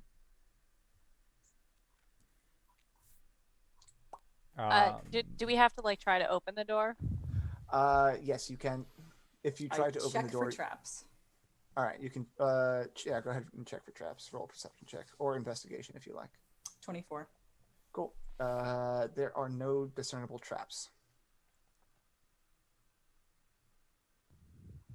I open the door. All right. You open the door, and beyond is a small chamber. Skulls crusted with dried mud glower from niches cut into the walls of this tomb. A stone sarcophagus stands at the center of the chamber, its lid adorned with a coiled serpent carved in relief. Behind, or actually from your perspective, adjacent to the sarcophagus, resting atop a marble pedestal, is an ornate crystal box with a small humanoid skull floating inside it.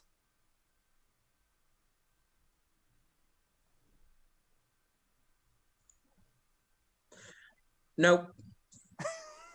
Nope. I just say that to every single tomb. Come on, man. Every time we walk into a room, we're gonna hit a lot of nope. So wait, inside of this tomb is a terrarium with a floating skull inside. Essentially, ornate crystal box with a small humanoid skull floating inside it. At the far side of the room, there is an indentation, or I guess an outdentation from your point of view, with a, it seems like there's a hallway beyond that, but it's a small, kind of 3 foot wide gap that leads into that hallway.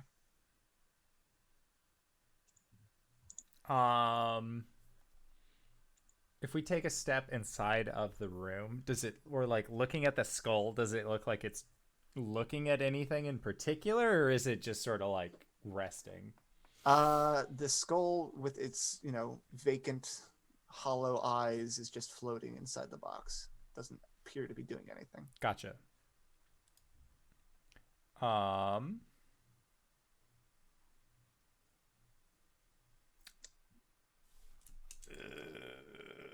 Wand of Secrets, last use for the day. It points at the concave surface on the other side of the room. Okay. The thing that kind of looks like the small passageway that kind of looks like it's leading into a hallway. Don't go through the hole. Got it. No Oh. hands. Actually, let me just make sure that's the closest. You never know at the tomb of the Nine Trickster Gods. Yeah, you never know. You never know. Nope. Yeah, that is what it points at. Okay. Tesh will step into the room. As you step into the room, the voice of a young girl echoes in your mind. What's happening? Why can't I see?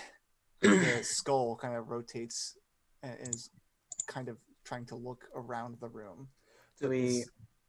Only Tesh hears this. Just not going to address that. Where am I? Who's there? Are you a friend of my father's? Why can't I see? Just keep on going, not saying a thing. Okay. It looks safe. Tash is perfectly equipped for this. Tesh just walks into the room. What do the rest of you do? I'll walk into the room. And as you walk into the room, this voice starts. You can hear this voice now too, as this voice of a young girl is sounding a little bit more panicked. What's Tesh going on? just turns If you're to there, Wally please talk to me. and puts Tesh, finger Wally up to looks his at Tesh, lips. nods his head, and turns to the rest of the party, shakes his head, and puts a finger up to his lips. Just mimicking RinRin Tesh. turns to Baz and puts her finger on her lips, shakes her head. Baz looks very seriously at each person in the group, looks kind of confused, takes a step in, and I imagine he starts hearing the voice too. And he turns around and puts a hand out to RinRin, as in, don't come in here. She places her hand on. Which crosses the threshold? Why can't I see anything? She takes her hand back. Is anyone in there? Please.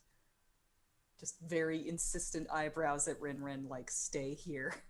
Gonna go over to the exit at the end of the room. Just kind of look in. Yeah, so you look through that small crawl, or I guess hole in the wall, essentially. There is another corridor that seems to lead into a dark, large atrium.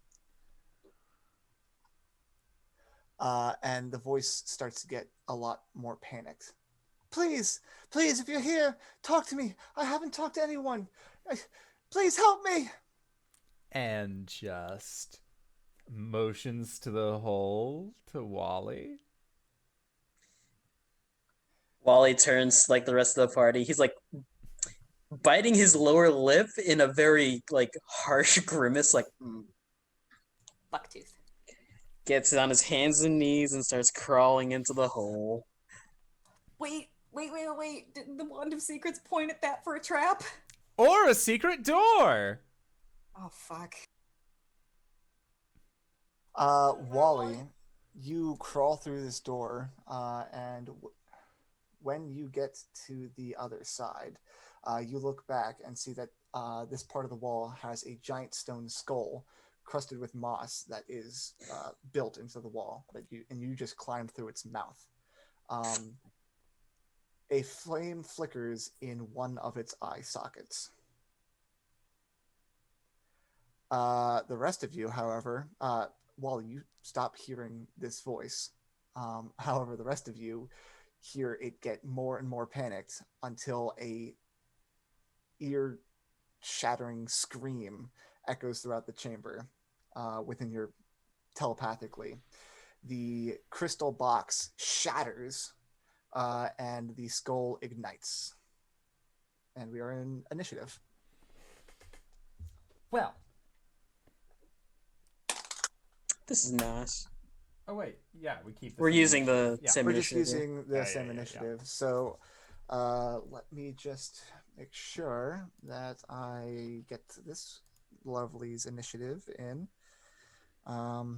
Everyone else in the room, as the scream fades away in your minds, you hear the skittering of many, many tiny feet as out of these skull faces in the wall, their mouths kind of agape.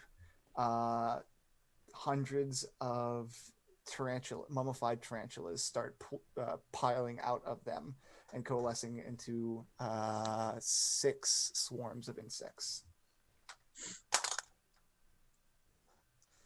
The other side's rather nice. At the top of the round is Flint. I'm just going to say Artis and Dragonbait and Flint had followed you guys in just based off of the marching order. So Flint is just going to move up to one of these swarms and just start punching away at them, as you know, someone does. Up next will be Wally. What would you like to do? I take a look at the area around me. Is it another room or? It is a corridor that leads to a. From this vantage point, you can see that there is like a banister that like it leads into a larger looking room. You can't see to the other side of the room, but you can see that there is like a railing there. Do I hear the commotion on the other side, or is it Yes, you hear the movement of many tiny insect feet, and you hear the box shatter and can see the skull and ignite into flames. Ew. Okay, he gets on his belly and pulls out the rifle and starts taking aim at the skull. All right, go ahead and roll an attack. Pistol arrow shot. Does a 17 hit? A 17 does hit. Dealing 8 points of piercing damage. Second attack. 8 points Yeah. of non-magical piercing, which is totally fine. 27 on the second one That hits. for 10 points of non-magical piercing damage. Cool.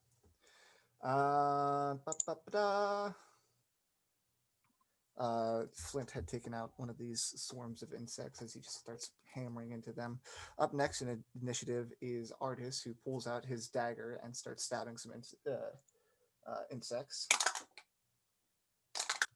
Boy, you're rolling really well today, I say to myself. He kills 2 swarms of insects, actually. There are 3 left. Up next is Tesh. Well, Tesh is going to Shield of Faith. Okay. Boop. Yeah, so my AC is a 23 now, and then I am going to use my magical rapier that I didn't unattune to stab at this magical floating skull. Okay. Yes. Yeah. Well, that's a 9 to hit. I don't think that'll hit the magical floaty skull. That does not hit the magical floaty Alright, spell. second attack. Skull. Does 13 hit? A 13 matches. Okay. Baz hasn't gone yet, so I am going to... The next attack against this skull has advantage. All right. Yeah. Perfect. Sweet. Sounds good. Sorry. Retroactively, that misses because it casts shield. Oh, what a chump. Okay. That's fine. Sorry. It's not the only one who can increase their AC. I'm just, familiarizing myself with its stat block as it's Baz's turn. All right. The skull has not acted in initiative yet. It has not acted in initiative. That's fine. I get advantage anyway. Yep. Well, you don't get advantage anyway because that I took that away. It What about casted shield. assassinate? So assassinate will give you advantage. Okay, yeah, so you're fine.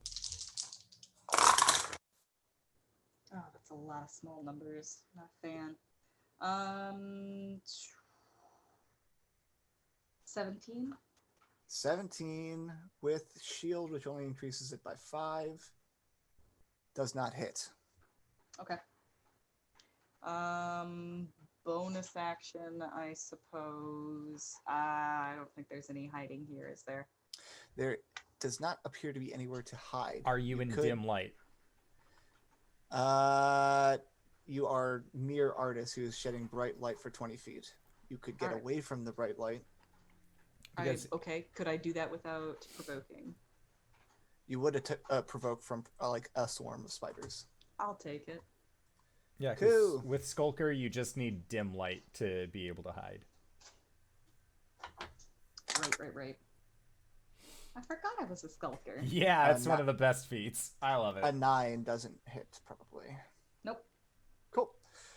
So you move away into kind of a more shadier part of the room and hide, or roll your stealth check. Baz moves through the darkness, hops over the sarcophagus, and rolls a 27 to hide. Cool. And it only sheds light in a 15-foot radius. 27. Up next is it, though. And this mean man just attacked it. Oh, how could you do this to me? I'm a child, and you should speak no truth to the child. So it's going to cast a 3rd level magic missile at you. At who? At Tesh. Oh, that's not good. It's not. So each level above 3rd adds another, so that's 1, 2, 3, 4, 5. Roll them individually. All right. Tell me the damage, because I do have my 10 temp HP, so if it Right. doesn't reduce at all... First one is 5. Okay, it takes 10 points of cold. It is immune to cold damage. Oh, never mind. Then you can Sorry. just add them all up. It's fine. So cool. I'm crazy. I rolled a nat 1. All right.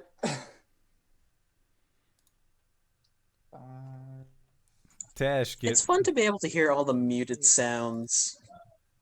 Because then they just slam your hands on the desk. Tesh, So- get rid of the sword. No, I promise I won't get hit. I Immediately promise I gets won't get hit. You had advantage on that, remember? Danny DeVito's helping you. Oh, yeah. Okay, that's a 15 for the first time I got hit from a magic missile. That's a 14. Yep, I fail. Okay. On the second missile hit. So including the first one, which did 5 damage, total damage is 24 damage. Cool. Bad man! Stinky bastard skull made me lose control. Cool. That was its turn, RinRin. I can see what they're fighting, right? Someone just Yes. the little girl did not manifest, right? Nope. It is a skull that is flaming. You might even call it a flame skull. Cool. I'm gonna flame fist. I'm gonna throw darts at it because I was told not to go in the room. So I'm gonna attack twice with my darties. Okay. Okay. I don't know why I keep rolling that dice, but one of them is a nat 20. Okay. One of them is a 23. So darts. The crit damage is 8. And then the second one is 6 damage. So 8 plus 6 is 14. Yes. And then I guess I will. Well, my key points come back at a short rest, right? Yes. Yeah. Yes. So do flurry of blows. Nope, I can't do that because that's only on. That's it. That's all I do. Okay. That was Yay. your turn. There are 3 swarms of spiders left. They are going to go after your companions. One's going to go after Tesh. 2 are going to go after, or one's going to go after Artist. One's going to go after Dragonbait. Dragonbait got a nat 1 on initiative, FYI. Tesh, I'm pretty sure a 10 doesn't hit you. No. That doesn't hit Artist, and that doesn't hit Dragonbait. There's a bunch of spiders crawling around. Dragonbait is going to try and kill one of these swarms, which he does, and he hits, and he kills a swarm. So there's only 2 left: one on one on Artist, and one on Tesh. At the top of the round is Flint, and he's going to punch the ones on Artist. That's going to kill them all as well. However, Artist is going to take a little bit of damage. Wally, what would you like to do? Do I still see the skull in my sights? The skull is still in your sights, my friend. Start blasting. All right. Dirty 20 to hit. Yeah. For 6 points of slashing, non-magical. And a Okay. dirty 20 to hit. All right. Or a natural 20 to hit, sorry. For... let's see. Hell yeah. 16 non-magical piercing. Amazing. You take 2 shots, and the flame skull is just explodes, and its ashes sprinkled to the floor. But there's still a swarm of spiders on Teshvael. And a Teshvael. And a Teshvael. Artist and Dragonbait are aware of your condition. So they are going to stand ready to start running away if you come towards them. But what can they do? I don't think Artist can really help you from here. He's going to ready to attack if you come towards him. Which it is your turn, Tesh. And right now you are covered in spiders. What's near me? What's near? I guess. Do I have to make a distinctive roll between the spiders and the flaming skull? The flame skull is dead. Oh.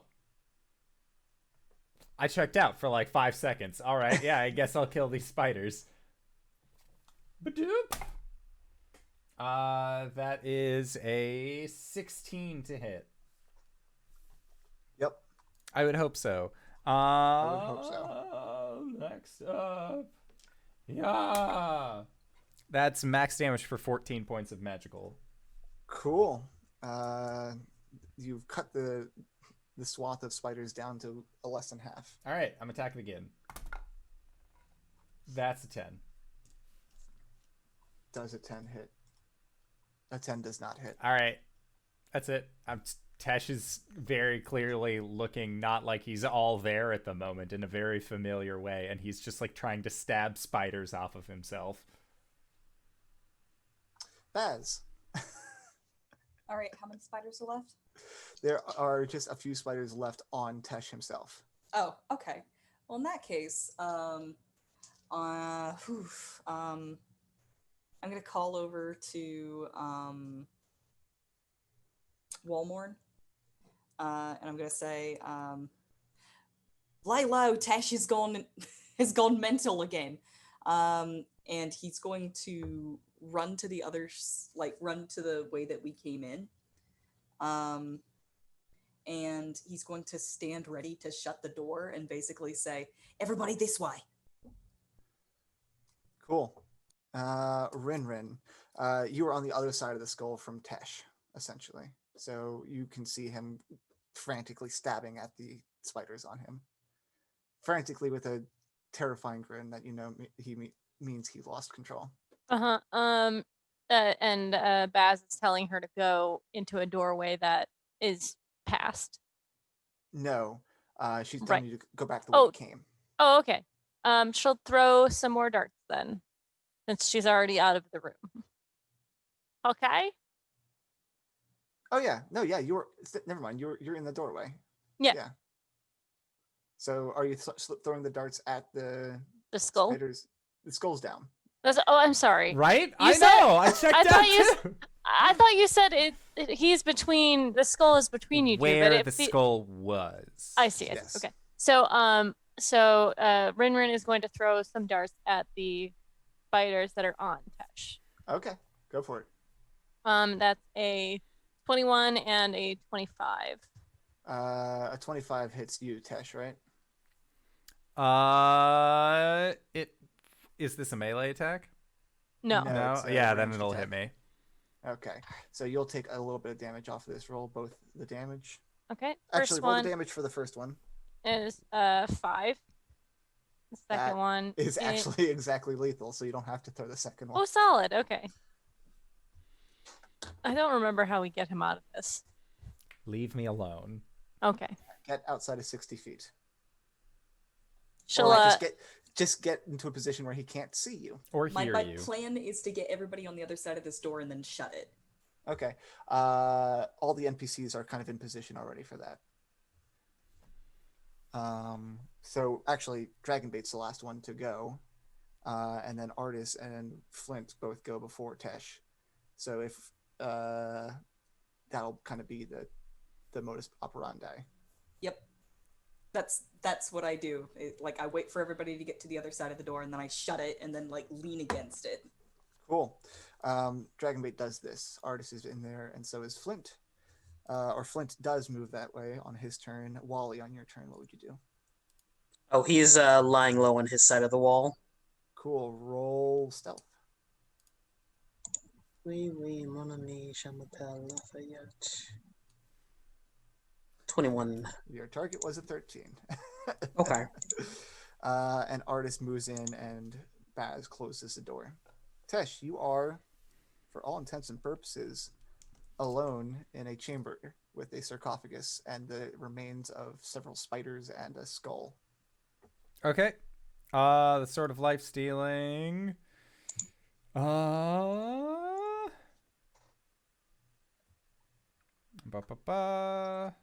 Just want to see. You must use your action each round. If you have multiple targets, you are berserk until the start of your turn with no creatures within 60 feet that I can see or hear. So can I not see or hear any other creatures? Group stealth check for the people behind the door. Lol.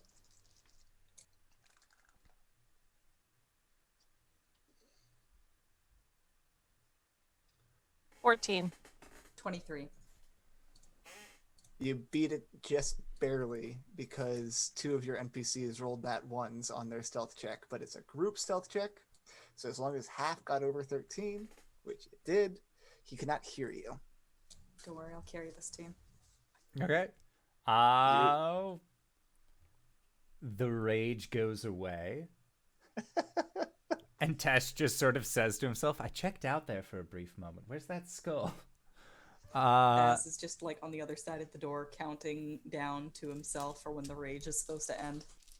And Tesh will just go to the door, knock, just like, I got better. Baz goes to open the door and then he stops and he turns around and looks at everybody else and it's like, do we know if he's able to like try and trick us? Teshvael would never trick us. Maybe the crazy one would, though. Baz just looks at RinRin and then he goes to open the door. Cool. Tesh has always been upfront and honest with his Tesh party. is very upfront. Yeah, but like he's talking about like if he was in his rage, would he have the wherewithal to try and trick us? No, he usually is like way more He's just overt when he's completely raging. silent. Oh yeah, no, he is very overt. It's just like, I'm going to turn you into a blood painting. Like, I am going to turn you into a blood painting. Oh my. All right. Baz opens the door, just like, you finished? nods, kind of shrugs a little bit. All right, he throws it open the rest of the way. Wally, you okay out there? Wally. Wally, you can hear them, Wally. Wally. Wally? Okay. Wait, where did Wally go? He's hiding. Would you get a new stealth check again, Wally? 21. Okay, yeah. Well, Oh no, maybe he's in danger. Wally! She starts yelling. is the sarcophagus locked? You go and check the sarcophagus, and you're able to make a strength check for me, an athletics check. All right. 19. Awesome. You slide the lid off of this sarcophagus, and inside is a bundle of faded cloth that holds the serpentine bones of a Jaculi. A staff rests atop these remains.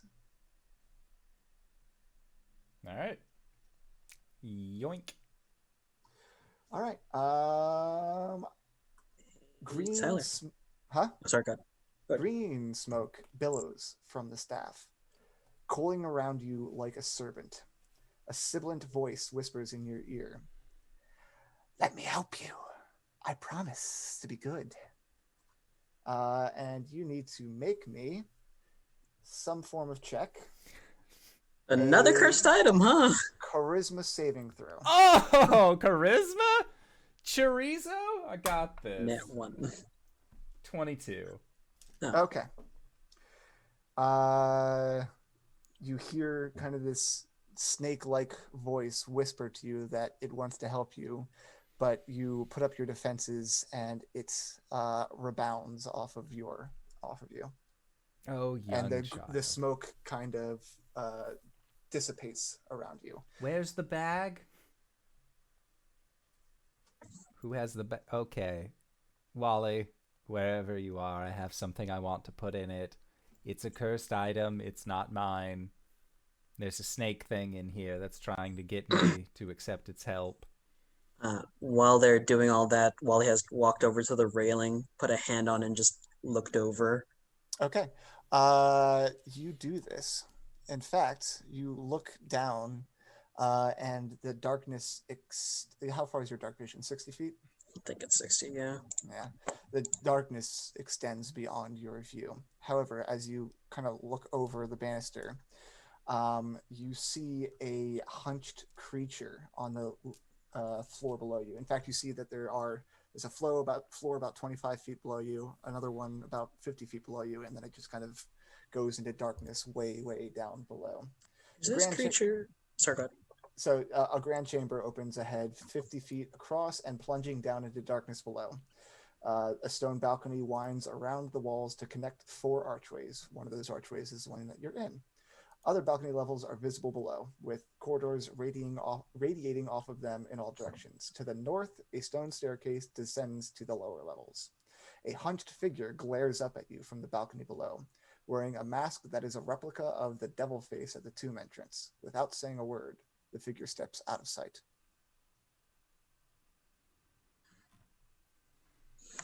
He's going to go into his bag, light a torch, and then just huck it into the middle to see how just far down it goes. Sure. You huck your torch down, and down it goes. Where are you aiming? Center mass of the room. Cool. You see it go down to a floor about 100 feet below you, where on 4 pedestals stand these large 4-armed gargoyles, but the light passes past them and plunges even deeper and is engulfed in darkness down there again. Nope. Turns around, walks back to the skull face, and leans. I'd rather much deal with the crazy Tesh than what's up ahead. I have something for you to put in the bag. That's very forward of you, Mr. Teshvael, and I will gladly accept if you will not stab me. I'm Baz's fine. face appears in the hole. Why didn't you answer me? I was busy. Oh, by the way, there was a hunched figure back there about 80 feet down, and it was wearing a mask just like the one at the tomb front. Maybe that's the mask that we need. Yeah. Also, just be careful. The room up ahead goes down pretty deep. Should we come over there, or do you want to come back here? Also, on this side of the wall, there is a skull face, and when you crawl out of it, you crawl out of the mouth, and one of the eye holes just lit up when I did so. I don't know what that means. Are you sure about that? Was it already lit? Tyler? When you came through, you looked back, and there was one eye lit. You don't know if it was lit beforehand. I don't know if it was lit beforehand or it was, it lit when I crawled through. Unless one of y'all wants to come through and we can see if it lights up and then decapitates us, that'd be cool. Not really. Why don't I come through? I'm pretty good at not being decapitated. And RinRin will start crawling through. I would also like to say that when Tesh picked up that staff out of the sarcophagus, you guys didn't see green smoke billow out and whisper into his ear. He just kind of stiffened up for a sec and then said, I've got another cursed item for you. I'll watch the skull as RinRin crawls through. All right, so RinRin is crawling through. Cool. You crawl through the jaws, and the illuminated fire extinguishes. There's no lights in either eye. I was wrong. It extinguished. That's never a good sign. There any gas smell? Nope. No smell. Other than dank Must have dungeon been smell. magical. Don't know what that indicates. I don't Try know. crawl- Maybe every time someone moves through the threshold, it either lights or doesn't light. Like the clapping torches. Oh, yeah. Y'all want to try your luck? Wow, this is a big hole. She like I'll walked go over. through. RinRin. I'll go. Do we need to go through the scary skull face? Baz just kind of like puts a hand on Tesh. You don't take chances in the tomb of the Nine Trickster Gods. I definitely wasn't about to say something different then. Sounded like you were going to start with an A sound, but that's all right. Yeah, no, for some reason the word annihilation comes to mind. It does seem very annihilating. Maybe that's because Sararak annihilated the Nine Trickster Gods. That's why we keep getting it jumbled. But I agree. But this seems like our only way down. We never turned right. Yeah, people who have an idea of like how dungeons are laid out. We never turned right. Then lead the way. Wally? Walmorn, if you would like to come back to us, you're more than welcome to. But if you would prefer to stay there near your unspeakably deep drop and hunched figures, you're also more than welcome to. Nope, I'm coming through. No, that seems like a bad idea. It's probably gonna do bad things. Only one way to find out. do whatever you want. Okay, so none of us can go through it, and Wally can't come back. RinRin's on the other side with him. Oh, Yeah. okay. So RinRin, so both Wally and RinRin are already through it. I don't think but- anybody should go through this space again. You two stay over there, and we'll try to meet up with you later. I don't like that idea. We should not split up. You shouldn't split up. If I were to slide my javelin into the mouth all the way through, does anything happen? No. giant face gags.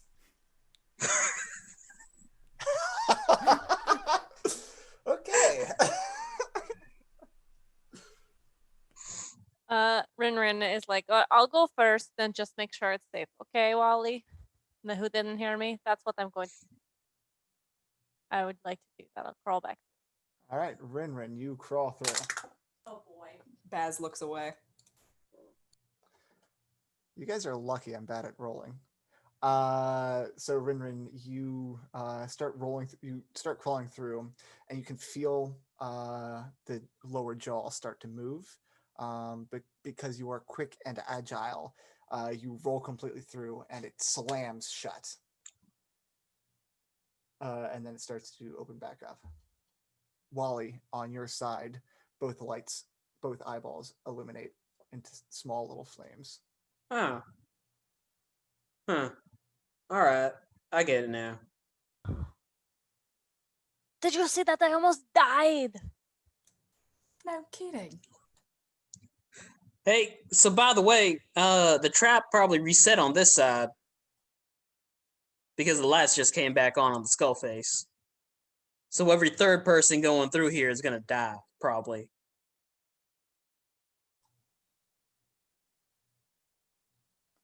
So maybe you should come back now, and then we can go back here later. Sure, but just in case, he's gonna take off the bag of holding and slide it through the mouth to the other side. Yep, you were able to do so. And you stuff a staff with serpents coiling around it into the bag of holding. Not how I thought I would die, and he will start crawling through the mouth. Cool.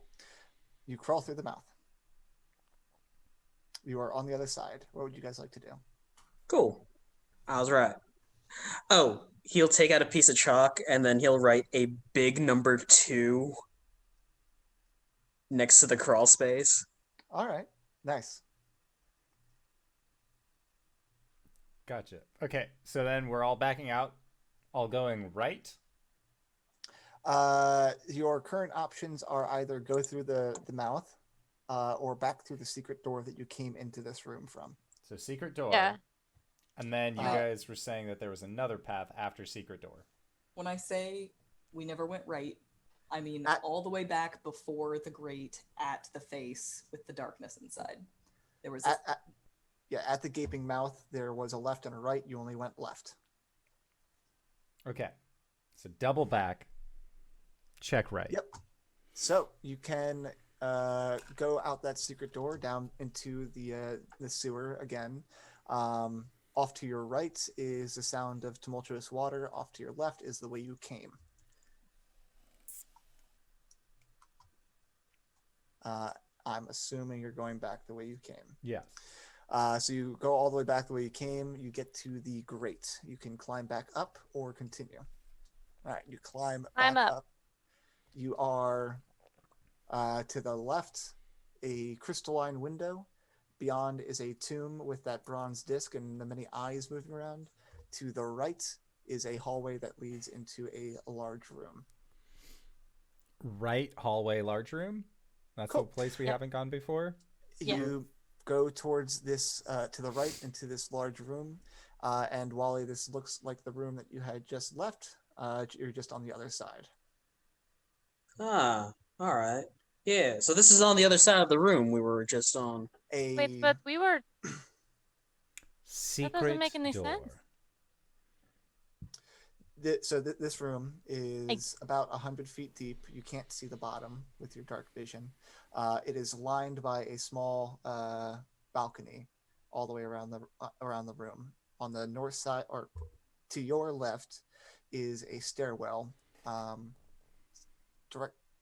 So your current options are back the way you came. On the far side is where Wally was, and you can get there by going around the outside. On the left is a staircase going down.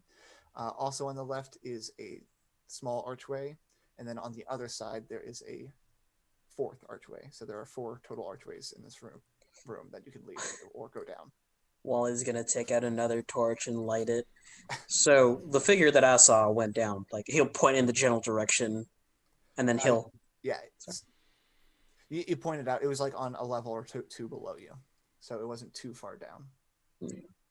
And then he'll huck the torches in the middle of the room again to try and get the same effect. Well, you do that again. The torch goes all the way down, down, down, past these giant statues of gargoyles, and into a small pit, about 10-foot wide pit on the bottom floor, and goes deeper and disappears. So we need to find this Sararak and stop what he's doing, yeah? Sararak may or may not be here. What we need to find is the Eye of Zoltek, and then we need to find the Soulmonger. Yes, the Soulmonger. That's why I thought we were here to end the death curse. Right. So... And the gold. And other treasures. Yes. Okay, good to know that's why you're here. I mean, the grand scheme of things, that's like a secondary effect. We clear out the Soulmonger and we got free roam in the secondary, dungeon. thirdary, whatever. How do we Tritary, sir. Tertiary. What is our Tertiary, thank you. what is our strategy here? Do we want to explore every inch of every level? Or what is the idea? I need to find the Eye of Zoltek. Once that has been acquired, we can just do a rabbit run. Just the most...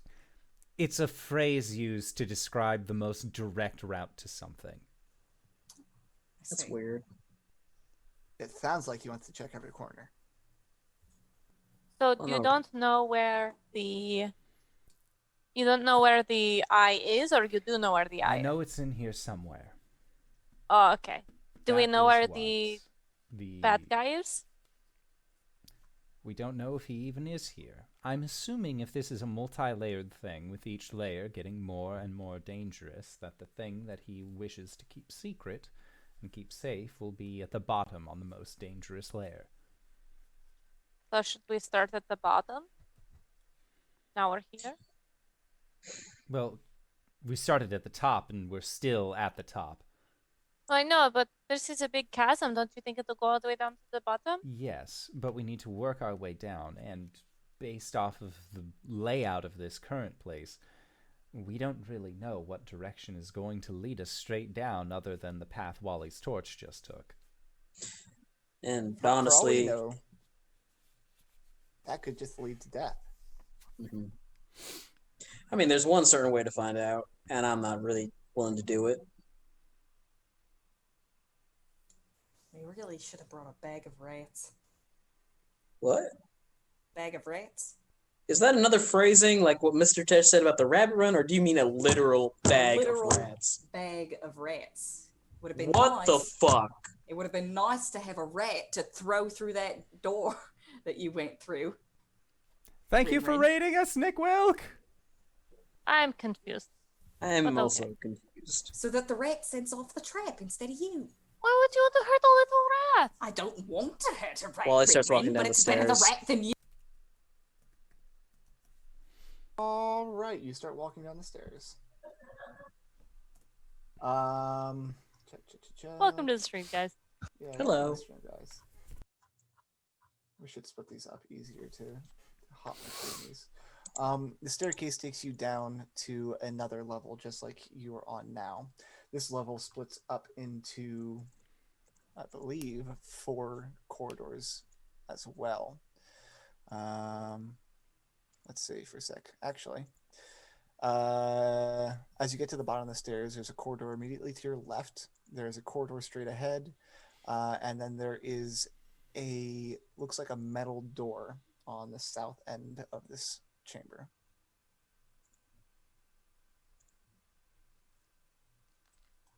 So there are only 3 paths.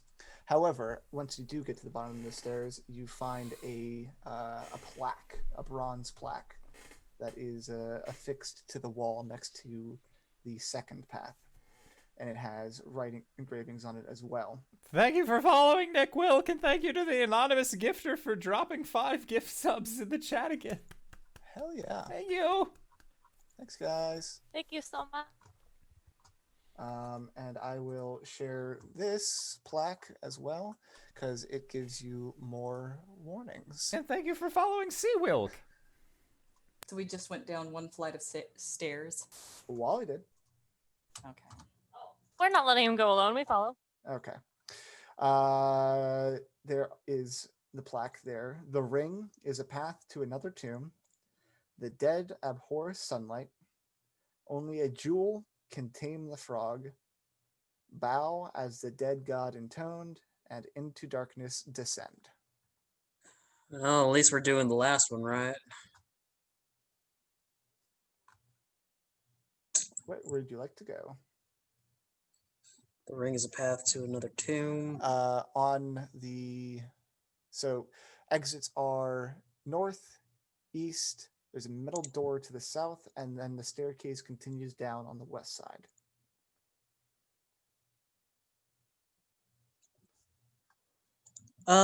Just real quick, Tyler, can I go through my bag and look at the jade rings? Do they have gems on them, or are they just jade rings? The jade rings from... I received them from like opening a drawer. They're like a bunch of trinkets. They're just trinkets. Okay. It didn't seem to have any... Like, what type of gem? They're jade rings. I was asking if they had gems inset on them, or is it just like jade rings? They depict the Trickster Gods. Yeah, it's just pure jade. Okay. Should I share unannotated maps of the tomb as a visual aid? Do you guys need unannotated maps of the tomb as a visual aid? Okay. Right. Okay. I retain information better if I can see it visually. I'm the same way, so it's difficult to describe the layout. That's why I'm trying to be, whenever you get to a room, tell you the exits that you can go through. If you scroll down, you'll see Tomb of the Nine Gods, levels 1 through 6.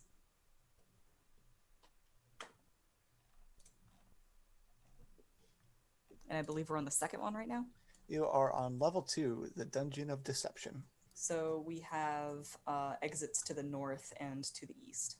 North and east. There's a door to the south and a staircase down to the west, or the way that you came up the staircase. Are we top left? Yes.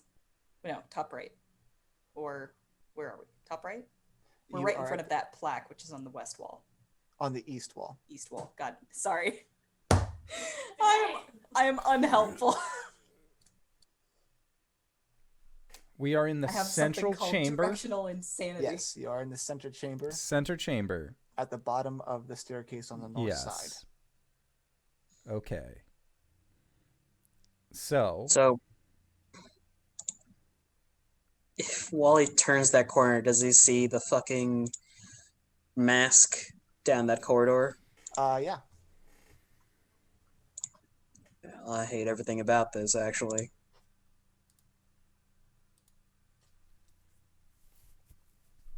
Can't we just keep going down? Set into the middle of the floor is a stone bas-relief of a bearded devil face painted green.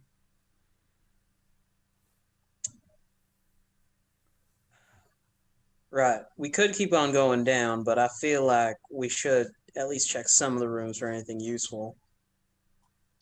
Was there Okay. you said that staff was cursed. Was there any point to that sarcophagus? to house the staff, I'm assuming. There was also a jaculi in there. The bones of Oh, one, what? yes. Oh. You think we just desecrated the tomb of one of the nine gods? It could have been a gift of one of the gods. It might not be a cursed item. I just, After all of the shit you guys have been giving me ever since I picked up the sword, I just assume any item that speaks to you is instantly cursed. Well, you know what, Mr. I appreciate you, Mr. Tesh. When we Spoke got to to, you. when we got Yes. to Omu, we had to visit 9 different shrines to collect 9 different puzzle cubes. Is it possible that we're going to have to visit 9 different tombs and collect 9 other bullshit items? Quite possibly, wouldn't- yes.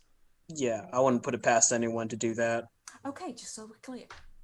Why do we have to collect things if we're just looking for the death guy? Because he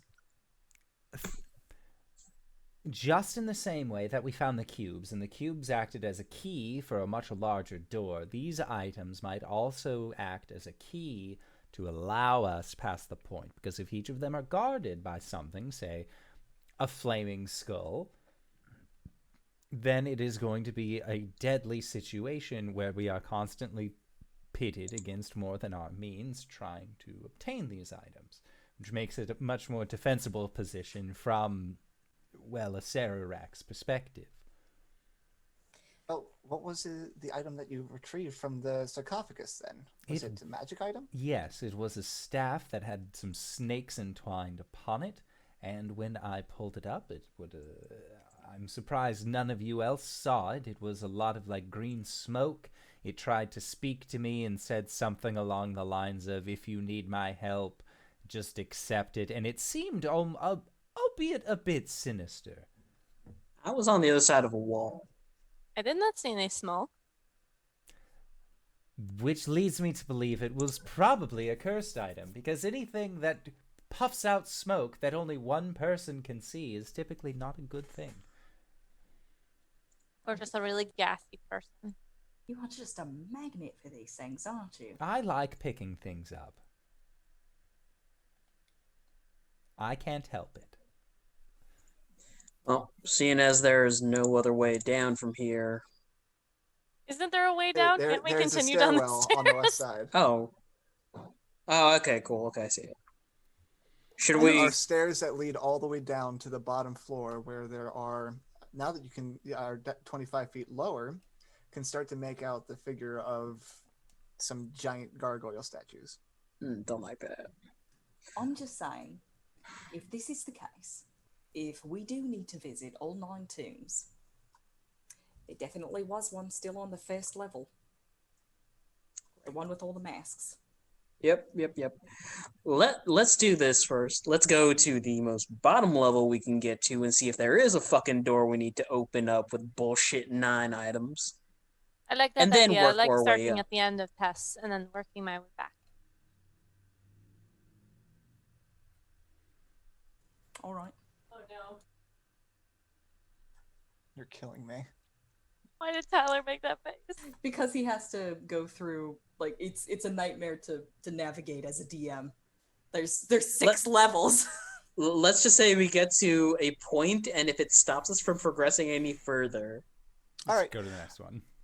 So you continue down this spiraling staircase. I would say that you continued down, but as you pass that metal door to the on the second level on the south side, there's a metal door. There's 3 oval holes are carved into a 9 foot wide, 9 foot high stone. No, I'm making it metal. Metal door at human head height. As you approach, 3 humanoid heads stick out of the holes, each covered in putrid flesh and gnashing on an iron bit bolted to a chain bridle. So there are some zombies on the other side of this door, but you are resolved to go further down. So you take the west staircase down. You get to the 3rd floor. Exits are a large hallway to the west, a shorter hallway to the north with another one of those, like another stone mask type deal, but this one much smaller. And another small corridor to the south. There is another plaque here. I will just show all the plaques that you see later as you are going all the way down. There is a staircase, and now that you guys are at this level, you can see these gargoyle statues a little bit better. And the unique thing about these is that they're standing on these like pretty big 10-foot wide pillars, but they have metal caps on the top that the gargoyles are standing on. These are copper, silver, gold, and platinum around. And we have moved down to the 4th level. You are on the 3rd level, and you can On. continue down the staircase to the 4th level, where there are... The balcony is about like 10 feet off the ground here. There's a passage to the south. There's passages south, west, and east, and then you can continue down to the bottom of this room. From the balcony, you can kind of see that pit in the middle just kind of descends into darkness. Well, it would descend into darkness, but there are 2 torches at the bottom of it. And having gotten further down, you can actually see the light flickering from those torches down below. You know, the more levels we pass, the more I do not like this place. And I've Why are you already- here, Wally? He Did had you not nowhere pay else attention to go. any of the story dump that I did a while back? Was I there or was it me? Was You it were the other very one? sad about Hassan. Oh, well. Yes, I was mourning my friend that I might have killed, so sorry. Well, on my father's deathbed, he told me that my inheritance was somewhere here in Omu, and, well, lo and behold, here I am in the tomb of the Nine Trickster Gods trying to find something that might set my mama up to a nice and easy life. Was your father a god? Nah, I think it was more of the adventuring type. Okay. RinRin is good.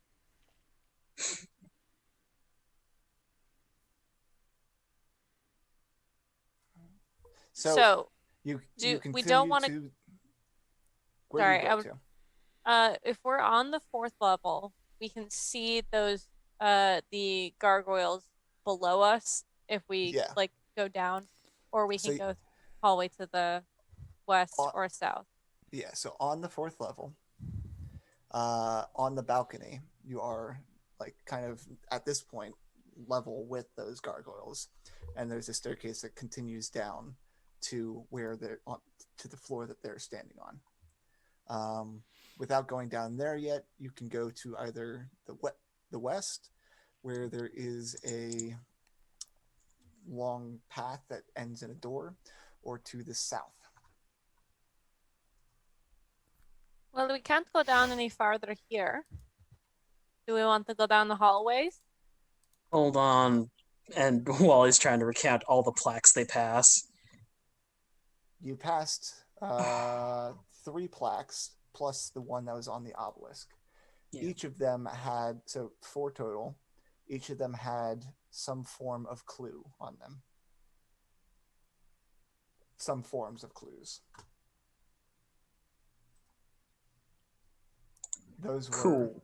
the other 2 that we didn't read were walk through water with weapon in hand, slake your shadow at the font, the vulture is the first step, write the gods, the walls of history tell all. And then the last plaque on this level says death to fire, dine or drown, precious air and falling sand. Oh, that's a full sentence. Death to fire, dine or drown, precious air and falling sand. The army sleeps in silence. The mirror holds 12. Find the iron scepter's twin, and the maze holds the key.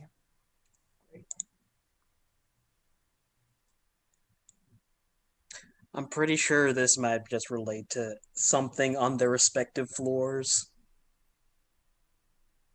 Okay. So do we just have to remember this one? I guess. Right. Okay. Let me put it this way, guys. I'm gonna create some visual aids for this and update them as we play. Just you know what? In character, Baz gets out a journal and he starts mapping the goddamn dungeon. Orvex was supposed to do that, but He's fucking dead. Sorry, I'm not actually mad. I feel like I play Baz as like really upset. I'm not. I'm having fun. Got a lot of stress. So before we call it for tonight, just what is your guys' game plan? So we're here, right? We're gonna explore this level. If there is a spot that we find where we can go further down, we're going to continue to do that, yes? Or are we just going to start here? Because this is the 4th level, not the 5th level. I'd say let's start fucking around on 4th level. yeah. Okay.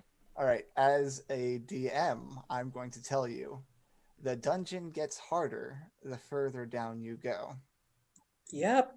You are supposed to enter at level 9, but we fast tracked, so you entered at level 8. Are you recommending, as a DM, that we go back up to the 1st level and start there?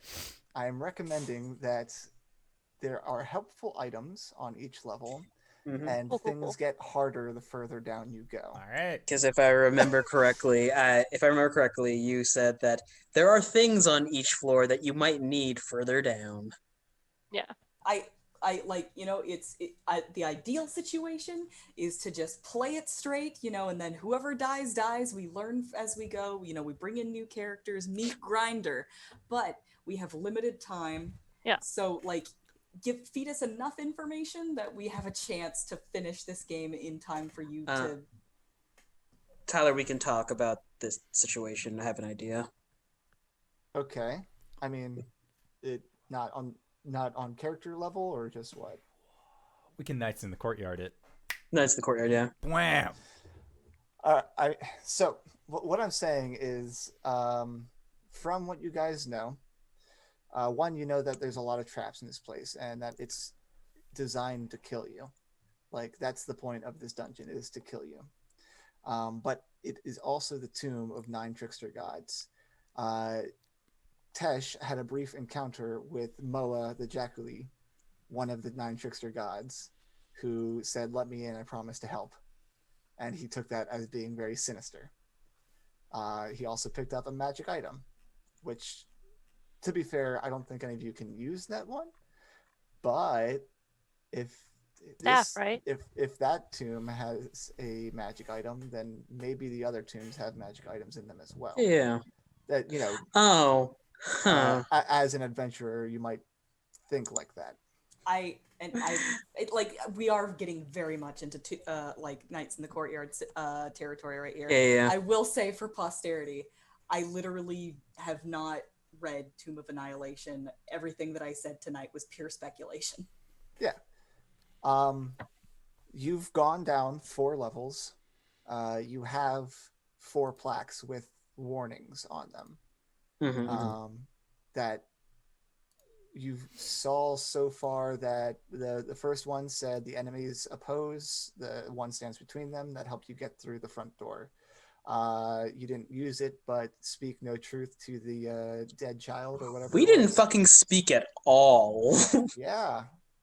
And thus she got mad and turned into a flame skull.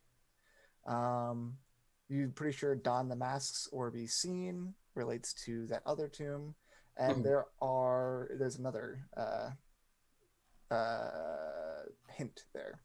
And each of these floors kind of has hints on them. So you're pretty sure that you could use these hints to help you with different traps. So, like, I'm just saying, like, as adventurers, as people who have a good amount of experience now and are interested in collecting stuff, well, some of you, and finding this soulmonger, which you have correctly ascertained that it's probably at the bottom, but that's also probably going to be the most dangerous part. Yeah. So obviously, just going straight down there is a path that you can take, but mechanically in D&D, it's going to be way over leveled for you. Yup. Cool. Yeah. It'll I be think fine. then we should just go back up to the first level and clear it and then move down. Systematic, yo. Systematic indeed. Also, I would Um, like to point out that Moa is one of the good trickster gods. Yeah, that's why I didn't want to let him in. I'm not a good guy. I don't know why you thought I was. Okay, fair. And you don't know what would happen if you let Moa in. No, You but literally have no idea. But with that all said, we've reached the end of time for today. The decision seems to be at the top level at floor number 1. Yep. And see what we can gain from these tombs. excellent. And with that, I would like to say thank you to Tyler for running this game and ensuring that we won't meet our inevitable fate because we rushed to the end of the boss. With that, hey Tyler, I always look forward to you running games. Where can we find you? What do you do? Hi, my name is Tyler. You can find me at Frothy Inferno on Twitter. You can also find me here running Tomb of Annihilation on Sunday nights. Excellent. Sorry. RJ. Hey, everybody. RJ here on the channel. This isn't my normal setup. I'm visiting some friends. You can catch me at RJustice282 on Twitter and Twitch, where I tweet about the nerdy things in my life and sometimes stream video games with some other group of lovely individuals. You can catch me here in the same spot tomorrow on our Monday night homebrew campaign as Kalen, the Shatterkai Wizard Cleric. And I think this week is Saturday with G Game Nights Star Power, where we are some kids who have stands and we are fighting another guy with a stand, and I'm gonna get hit ridiculously hard. Also, you can catch me on Sundays over at the Hype Goblins channel in the morning as I play Titus Valentine, a very sad boy noble. DanaeKeener.com. Hi, I'm LBHackEmUp. You can find me at LBHackEmUp on the Twitters and Twitches. This is also not my normal setup and not my normal webcam, so sorry about that. But you can find me here tomorrow. I'm not here, actually, where Tyler is tomorrow. And then Tuesday and Wednesday I'll be off, but Thursday I will be on my channel streaming some Thursday Night Terrors. We're going to play Monster Prom, I think. Friday I will be on G Game Nights, and Saturday I will be on G Game Nights, and yeah, for fun stuff. DanaeKeener.com. And speaking of DanaeKeener.com, hi everybody, I'm DanaeKeener.com. I'm DanaeKeener.com, that's me. Yeah, this is my normal streaming setup, but the lovely LBHackEmUp is not, within like touching distance, which you can't see. We are touching hands at this moment. But yes, you can find me here on Sundays playing as Baz the Drow Rogue Fighter, and on Mondays playing as Coriander the Eldrin Paladin. I'm also going to be playing Star Power with this beautiful mug over here and you're going to be guesting as well. That's going to be very fun. As Vivi, her thing is bees. DanaeKeener.com. And if you've made it this far, you probably already know who I am. But if you don't, hey, Acorns, what's up? It's me, your buddy, your pal, your friend, the Indoor Adventurer, the showrunner here at twitch.tv/Indoor Adventures. We do shows like this on Monday and Thursday at 5:30 p.m. Pacific Standard Time, or on Sundays at 7 o'clock p.m. Pacific Standard Time. If this is your first time joining us, you can go to youtube.com/Indoor Adventures to check up on all of the VODs of each of the games that we have played on this show.